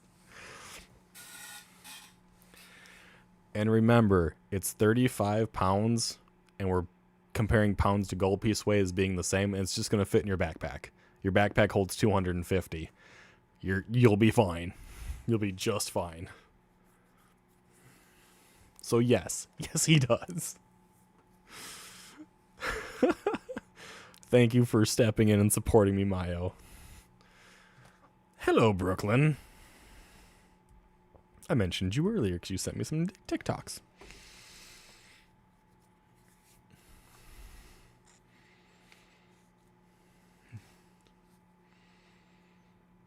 I mean, you can use it for wine too. You can hold 4 gallons worth of wine. That's why it says a water skin or a wine skin. Think about that, 4 gallons of wine. You'd be set. You might not be waking up in the morning, but you'd be set.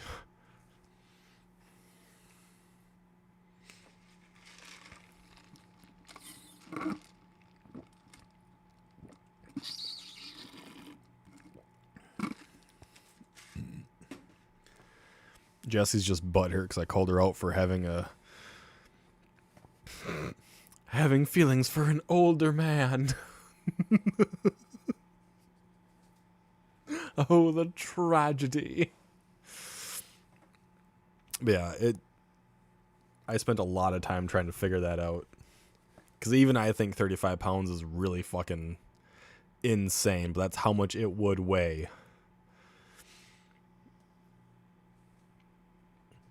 You don't really annoy me, Brooklyn. I actually watched some of them. Some of them are pretty funny. As long as it's not like 40 in a single fucking 5-minute period. I'm okay. I will probably have to adjust it and figure out something like maybe 2 gallons. That's not so bad. You're dropping it by 17, but honestly, I kind of tell she did. Yeah. I knew someone else saw it. And look at that. There's even a wooden cup that holds up to 8 ounces of liquid for meals. So just get the water skin, have it full of water, 4 gallons worth for 8 days. Leave it in your backpack.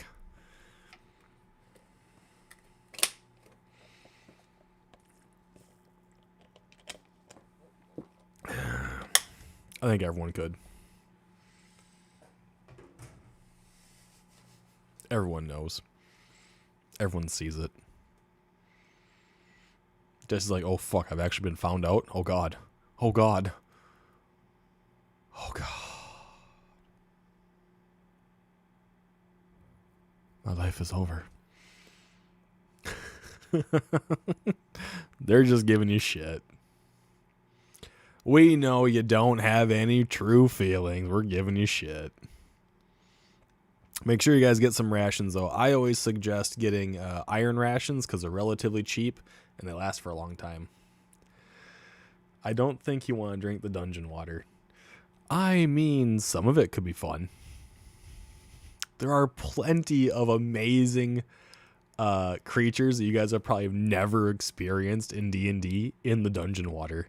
And I'm being dead serious. There's actually a creature in there called the parasitic leech. And it actually wants to hide in containers of water for the people to drink out of it. And then it gets into the throat and down into the system. And then it will start basically eating you from the inside out. It's such a fun creature. And the only way to get rid of it is with a cure disease spell.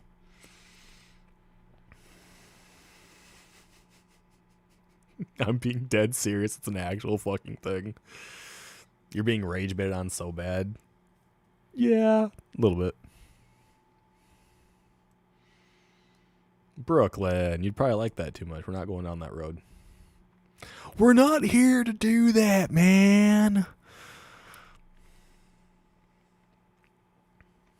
Oh, if you don't have Mr. J card all tied up later, I gotta talk to him about something.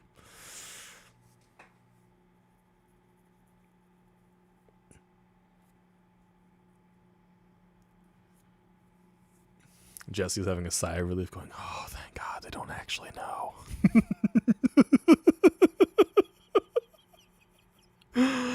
Oh, I'm such an ass, man. I love it. You guys do not need to have a tent, but having a tent is amazing. If you guys decide to buy a tent, I would suggest y'all like put money together to do it because it's a really fun thing to have. Y'all need to do Uno. Maybe. I mean, he Jesus Christ, the small bed. He did buy the game, so still a little tipsy. I actually didn't get anything for mine.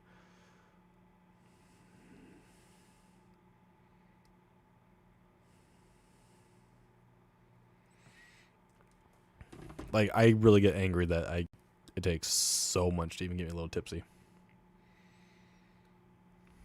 I get nothing out of it.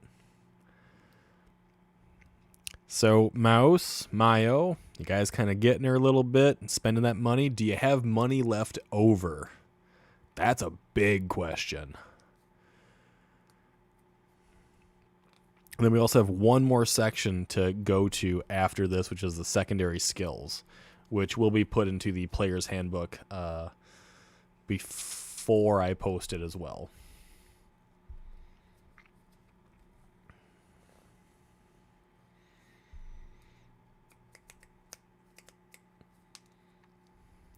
A 10-person tent, space for 10 people to lie down. If you were a group of like 4 people and you bought a 10-person tent, that'd be amazing. You'd have space to sprawl out, bring your animals in, just freaking like, ugh. You believe you've got her? Good. Good. I hope someone's carrying some flint and steel, otherwise you can't make a fire. Just putting that out there. I can't tell you everything you guys gotta buy, you know, just gotta have at her type of situation, you know what I mean? I remember when I did one of my first characters, I didn't buy food because I totally forgot to. I think I have 27 gold pieces left. Damn, good, Mouse. That's damn good, actually.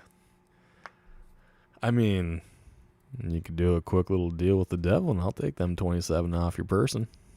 No fucking problem. Yeah, tinderbox. Good, good.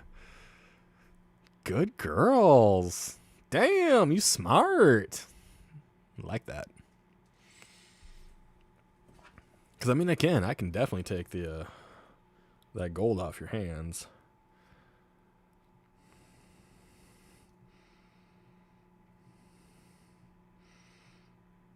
Oh, fuck you, Shy. I need to buy a horse. You need to buy a horse? Ooh, that's going to be hard. They're going to be in the negatives by the end of this. No. See, a deal with the devil, I just take the remainder of their gold. I let them spend everything first. I take the remainder of it. Mouse needs to buy a horse. All right. I guess we're going to go back a page. I mean, you could get a draft horse, a gelding, or you can get a foal, you know. You can get a riding stallion or a mare, you know. You could get one. You just got to have, like, stuff to feed it with, though. This is what you guys wanted. This is your livestock and pets, so you guys can go through this. Don't we need horses? Nope. You do not need horses. The only class that technically does need a horse would be a cavalier to get the most out of their class. But are we traveling? You will be traveling, yes. However, it does not have to be on horseback. You got feet. Exactly. Men have marched over land many a time without a trusty steed. You won't get one then? Okay. All right. Gonna say, if you got enough money together, you guys can get like a little cart and a horse and have the horse pull the cart and all your stuff with you, you know? Right, so let me bring up these secondary skills here for you guys to run through. That is the wrong folder.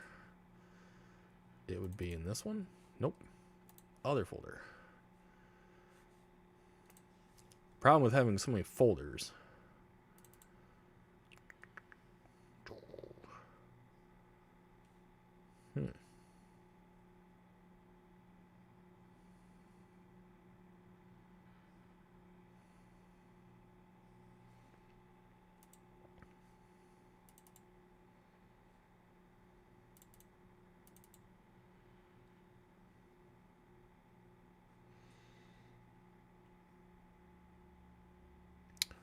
Now, where did that go? Because I know I showed you guys the secondary skills, right?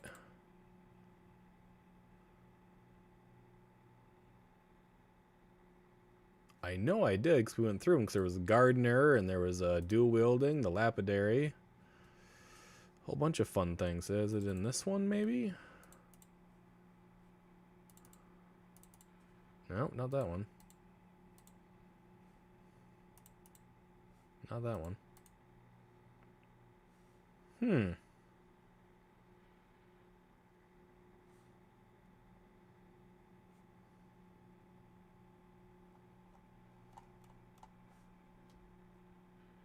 Well, where did that go then?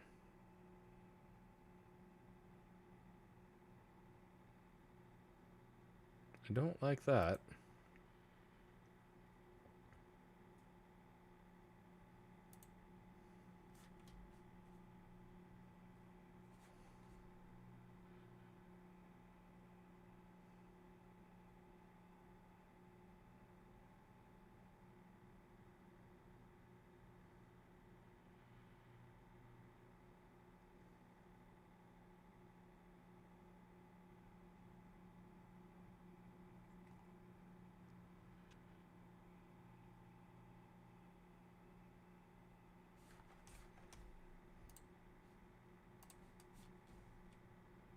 Was it actually in this already? Did I put it in and forget I put it in there? Don't believe so. Nope, it's not in there.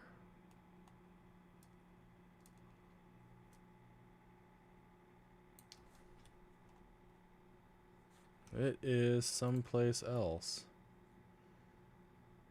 42 gold, 1 silver. Yes, we've seen it. Okay. So I did have it. It's not in the Discord, is it? I don't think so. I'm going back through and I got it labeled as secondary skills. But it seems like I can't find it now. Did I mistakenly get rid of it or put it in a different fucking folder?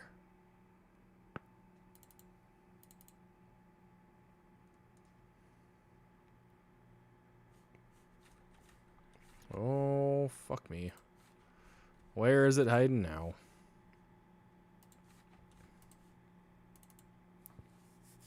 Oh, recycling bin. Did I put you in here and didn't realize it?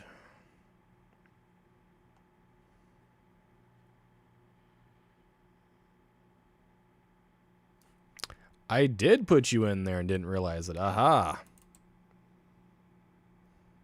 Yes, I did. There we go.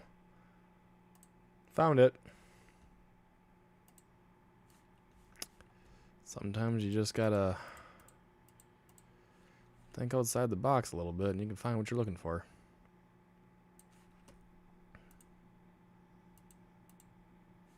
So we have the secondary skills here, people. Yeah, oops, big time. I didn't think I deleted it, but apparently I did. Threw it in the recycling bin. So, Eldarrun secondary skills. Each character can have 2 secondary skills listed below to assist them in surviving.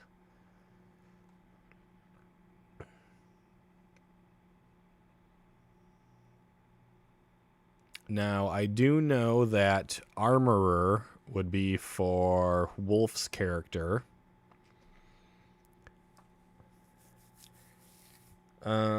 Anyone interested in Alchemist by chance?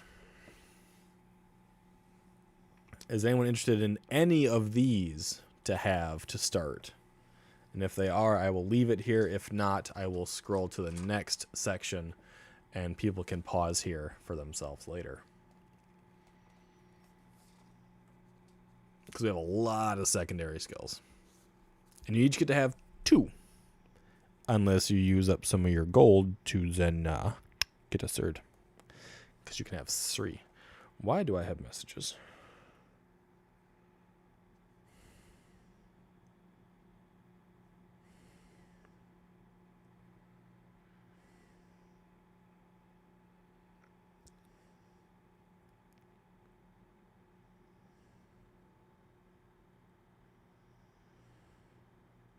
Oh, it's not that I necessarily have 2 messages. It's a lot of other things going on.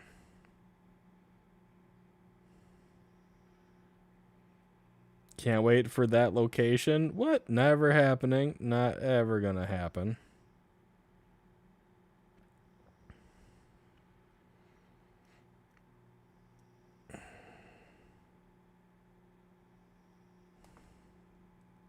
Definitely not giving out my location, nobody. I will. You will what? What? You'll be picking something from here or coming back to it? This will be put with the the player's handbook and sent to you guys later as well. So I apparently have extra spaces on a lot of these things, don't I? No, just easy removals. Breeding can take from days to months. What is the thing? Yeah, I'm not giving my address. Nah, not fucking happening. You don't deserve it. Never happening. Alchemist. Oh, okay. You want to be able to make potions and the like.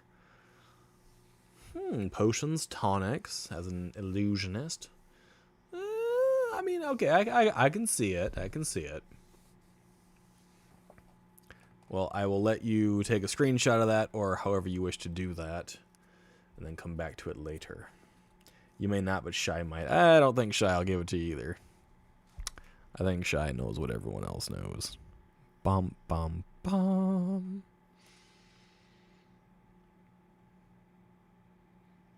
If anyone wants to do with animals, you go into animal husbandry. This is the breeding of animals. The aura of protection is always a good one. The character has a +2 to armor class and +2 to saving throws when in battle with evil creatures or good creatures based on gameplay. The aura can be detected with a detect magic spell or ability. The aura can increase if a scroll or spell of protection is used. The increase is +1 AC, +1 to saving throw.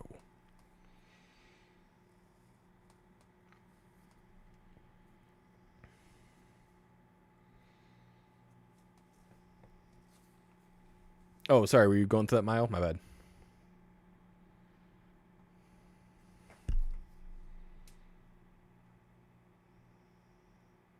I got one.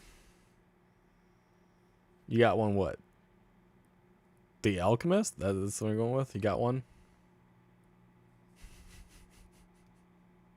You got a screenshot?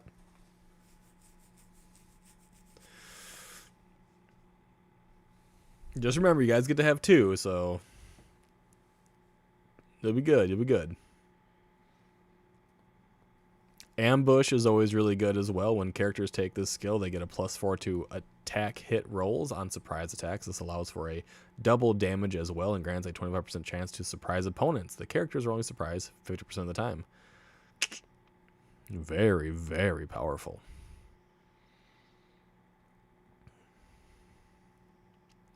I got a screenshot. We're good. Okay.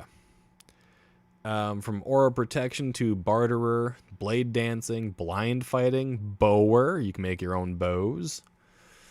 A good thing for someone out in the wilderness that wishes to use long-ranged weaponry. I'm not saying you got it. I'm just saying it's a good thing to look into from time to time. Cool, I get to speak with the man, the myth, the legend himself, Jake Hart, tonight.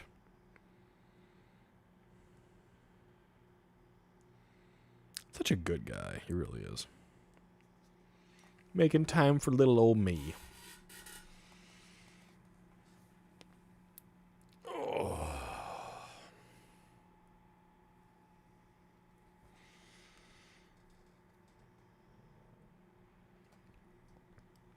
You guys getting it? You coming along with her? You can repair bows and crossbows as well out in the wild, as well as creating new bows or crossbows. That's also a very powerful skill all around. Barterer is always fun, prefers to trade goods for other goods instead of using coin. Characters with this skill are very adept at being able to value an item in terms of carried equipment. Coin is still carried, but the character will try to do business with looted goods before coin. In Fable, you always wanted to barter stuff. You wanted to pick up like sacks of grain or boxes of apples or whatever and take them to a different trader and trade them for a higher price. The barter system is always fun.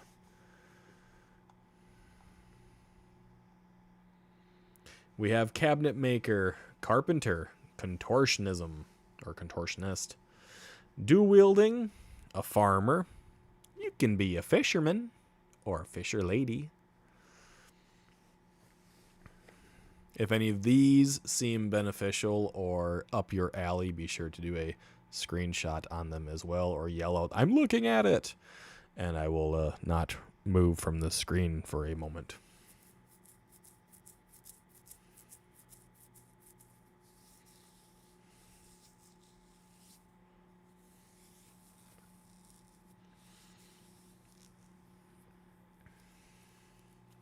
I kind of like the contortionism.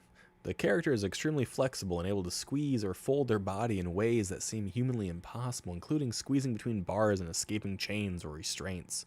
This feat, however, can only be done if the character isn't in armor or carrying bulky equipment. Can only contort body up to 50% of their usual size. Doesn't make character taller or longer. You shrink down half your size. You can't get bigger, though. That doesn't quite work.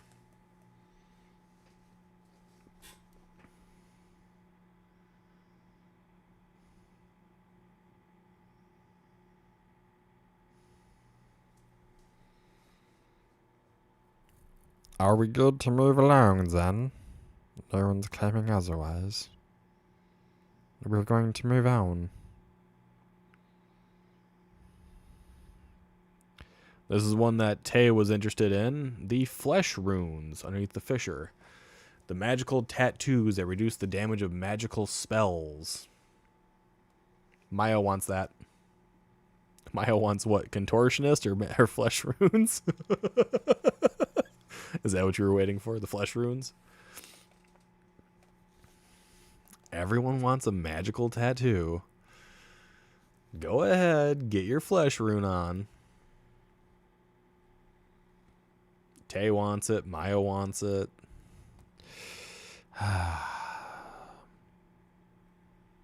Oh, I just remembered to let you know I might not be available Monday for Minecraft. Oh, okay. That's perfectly fine. That's fine. Thank you for letting me know, though. I appreciate it. I will probably forget anyways.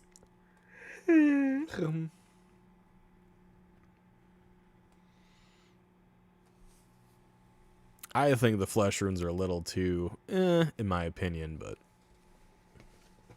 that's just because I would use other things to make things far more entertaining for myself. Like a forester would be really good for a druid. The skill also grants the ability to distinguish the difference in between trees and their proper names, along with the best use of all aspects of the tree. If a character focuses enough, they can even hear the needs of the trees. Tay and no Minecraft, right? I know. Ridiculous. Gambler to the lapidary. A hunter is also very good. Look at that. Unlike the tracking abilities of the rangers, I'm also just taking pics of the ones that interest me and decide after. That's a good way to go about it. Characters with the hunter skill can be very skilled in tracking, hunting, and preparing up to 3 different types of game animals, or 1 type of non-humanoid creature. Hunters know the best course of action with regards to their quarry, baiting, snaring, trapping, and have a 50% chance of obtaining their prey every 2 hours or turns when they are in a logical area for the target. Craziest thing to hear. Jewelers are fun, by the way. Jewelers are people with the ability to place a fair estimation on jewels. They can make, sell, or in some cases even repair various forms of jewelry. However, in the field, jewelers are less able to make or repair jewelry because of the time involved. Normally requires up to 3 hours or turns to craft a piece of jewelry, but it requires plenty of materials depending on what form of jewelry is desired. You can make some buco bucks doing some jewelry shit and make yourself look flashy.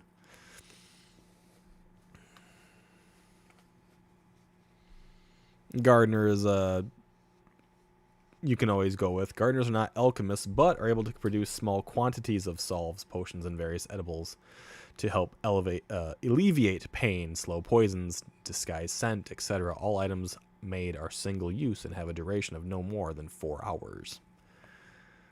So, shouldn't rangers be able to automatically be able to do what hunters do? So, no. A ranger is good at tracking a creature. They do have tracking modifiers, and I do have that on a separate sheet. All the modifiers to have them track indoors and outdoors. But a ranger is not a hunter. A ranger is strictly a tracker. They are made to scout after something or understand when something has passed through. But they're not actually hunting something specific, right? Like an animal, that is for a hunter. A ranger is hunting a creature, usually some form of humanoid, which is a bit different than hunting an animal. A barbarian, however, who does live off the land in that regard, does have the same hunting abilities as the hunter secondary skill. If you're a ranger, you're primarily hunting humanoid creatures. Giants, gnolls, ents, goblins, hobgoblins, orcs. You know, you're hunting that type of creature, not actually hunting game, right, as a ranger. You're tracking down locations filled with these usually nasty little bastards. Not my riches. There we go. But if you were a barbarian who does live off the land and has to survive off of it, yes, you have the hunting secondary skill already in your class. See, this is why you're like, I know rangers. No, you don't. You know the rangers that you've become accustomed to, not the rangers as they are formerly known as.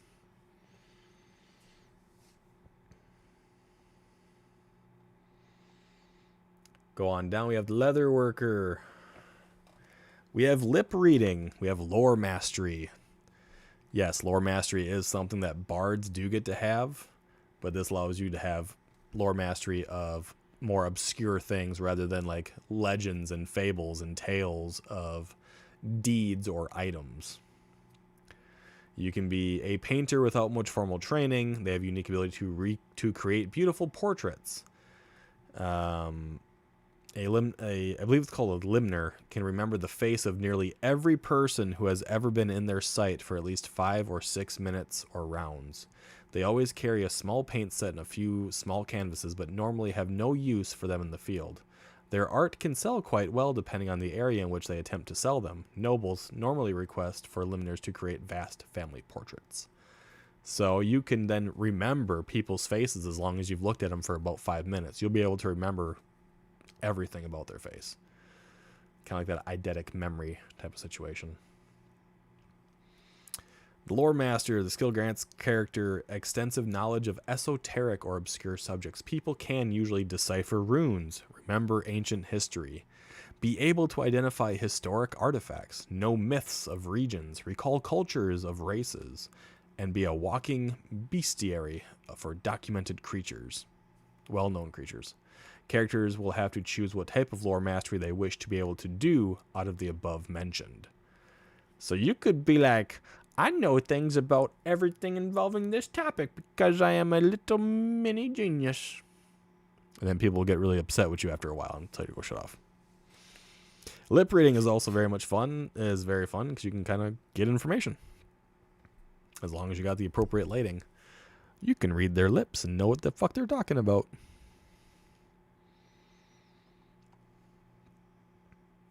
Mason, miner, naturalism, navigator, and painter.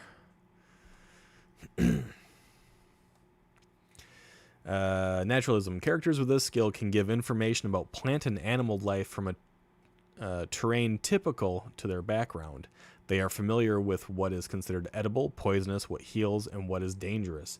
However, this only applies to the area that the character is from and or has blood relatives in, so it can be multi-territorial knowledge.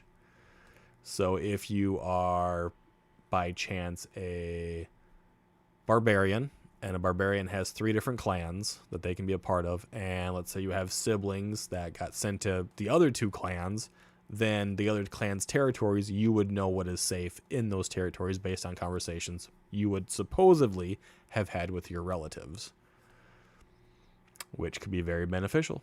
Same with dwarves in that regard. So there are ways to make these secondary skills create a whole new play style and a whole new train of thought for people. The navigator, normally a seafaring person or position, but those with this skill can determine direction of travel and can approximate distance to objects within sight. Direction of travel can only be done if outside and if the sky is completely clear. It doesn't matter if it is daytime or nighttime. So when you're a navigator, you have to learn how to navigate by both day and night, and this basically allows you to determine what direction you are traveling by the stars ahead, by the stars above. There you go. Miner, you know how that goes. You're in a mine, but when underground, miners can gauge time of day, 30% chance, the slope that they are walking in, 25% chance, and the distance traveled 100% of the time, along with the distance traveled, and time along with the distance traveled. I think I wrote that wrong. And distance traveled 100% of the time along with, direction traveled. That's why I was reading distance twice and it's direction traveled. Requires a pick, shovel, or a hammer and a chisel. Tunneling can take 3 hours or turns for hard materials per 10 feet and 1 hour per turn when you are tunneling through soft soil. A harrow, little raven. A harrow. So that's it may not seem important to most people, but if you were a mining dwarf, you are set to go. If you were a human that did it, you could keep yourself in pace with a dwarf. We have sailor, shipwright, signaling, and tailor. The shipwright. Without shipwrights, there would be no sailors. This skill is all about having the know-how, fortitude, and materials to create and repair sea and river vessels. With enough time and materials, any shipwright can make a boat, canoe, raft, ship, or whatever they want to perform a water voyage.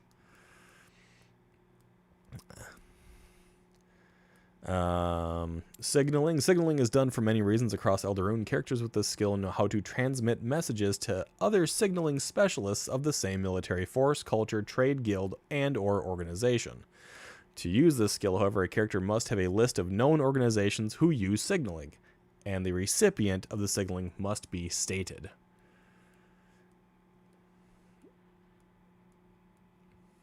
Professor Beagle.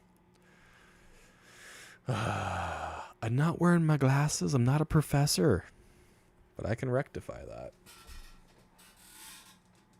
Hold on just a moment here. Just a minute. Just a minute. Class is now in session. There you go.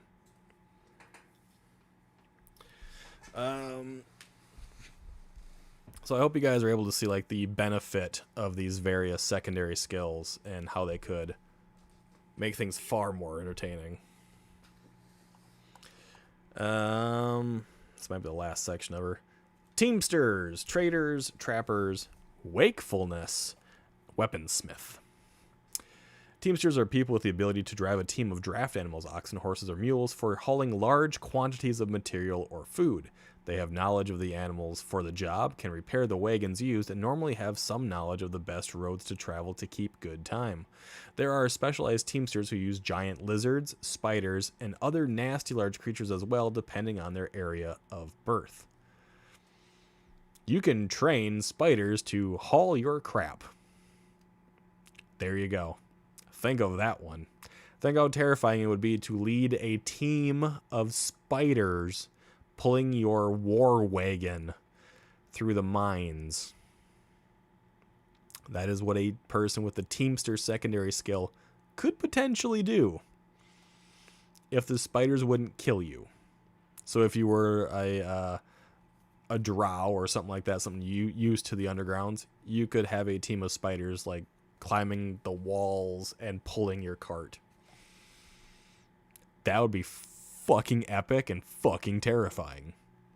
Epic to do, terrifying to witness. Alpha would love that one. Alpha would shit his pants. A team of spiders harnessed to a wagon and the fucking person smacking with a whip to make them go faster. That sounds like a terrible thing for a movie, but I kind of want to have it happen now. Trapper. This skill grants knowledge of trapping or snaring animals, mainly for their fur or coat. I challenge you to Uno. I will take you on in Uno. Let me finish this up, and we can get some Uno going. How's that sound? We will do it. I'll do it. I'll take you on an Uno. It's been a long time since I've played, but I'll take you on it. However, trappers can use their abilities to trap much larger and more uncommon game if the need arises. They can survey the land to judge where their quarry lives and how best to trap them. Time required for the making of traps will vary depending on the style of trap, size of trap, and durability and quality of trap.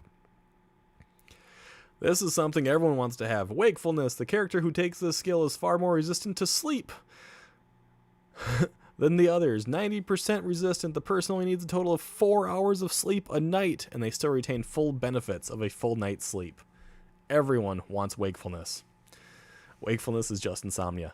It is. However, you feel like you're fully rested. That's the difference. Insomnia, you never wake up feeling okay. With wakefulness, you do. So there you go. Then we have weaponsmith and woodworker, which allows you to do various things like repairing weapons, fixing them, building your own small weapons. Characters with the woodworker skill can construct staves, rods, wands, swords, shields, and other basic needs out of wood. They can do bowls, cups, totems, emblems, and the like. So you can still make money and stuff like that. Consider it done. Oh, shit. I'm gonna fucking regret that. So those are the list of secondary skills, which is quite a number of them. So I know you guys are taking screenshots and stuff like that. Could you go back up to Hunter? I will go back up to Hunter. One moment. I'm going to get there. There we go. Hunter. Unlike the tracking abilities of rangers, characters with the hunting skill can be very skilled in tracking, hunting, and preparing up to 3 different types of game animal.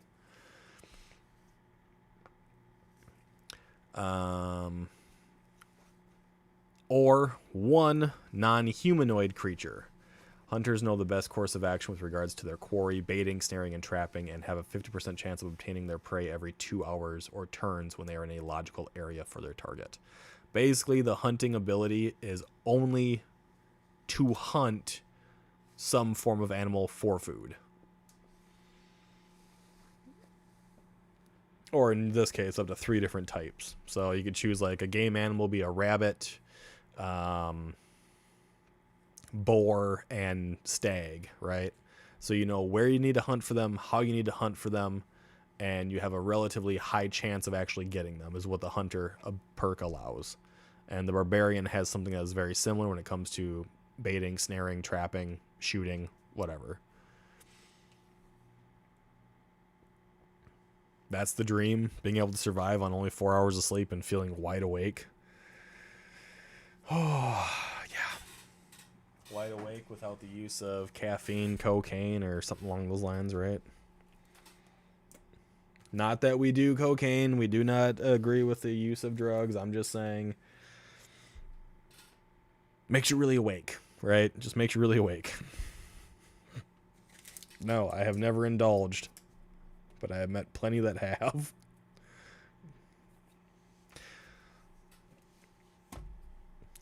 Just my setup here, because I'll be ending the stream soon to go get my butt fucking handed to me in Uno, I guess. After I speak with Mr. Jake Hart prior. Caffeine and nicotine. How much gold would it be to do a third one? You want a third skill? You are giving up all your gold to do a deal with the devil. And I will give you a third skill. You can have a third skill, but you lose all your gold. And not just gold. You lose all your money. All your coins. Because I know that trick. You take all your gold and turn it into silver and you hand me one piece. You're like, I did it. I know that trick. It don't work. All your currency.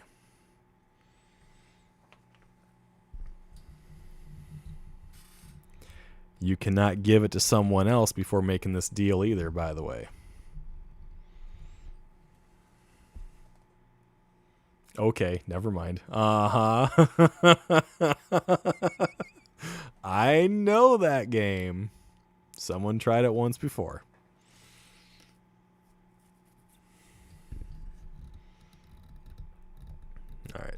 We've been doing this for about 4 hours. I am going to call it here. I think we have basically gone through the majority of the character creation stuff. You can find all the information on YouTube. It'll be in a playlist, which I will make tomorrow. It will also be in the channel on the Discord. If you are in the Discord and you actually want to look at this stuff, look at all the different PDFs we have, because we have a lot of them right now, and things that have not been shown on streams at all, ask me, send me a message privately, and I will probably let you join. And yeah, I don't trust any DMs, so I'm good. Oh no, I wouldn't fuck you over, at least not on the first one. Not the first time. Not the first time. I won't fuck you over on the first one. I promise that. The second, third, fourth, and everything beyond is completely a flip of the coin. You know what I'm saying?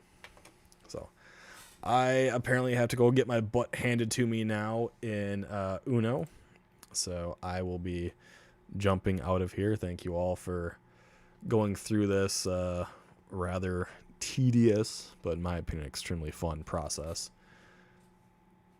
And I will see you lovely folks tomorrow with Legend of Dragoon. You guys have a good night. Bye-byes.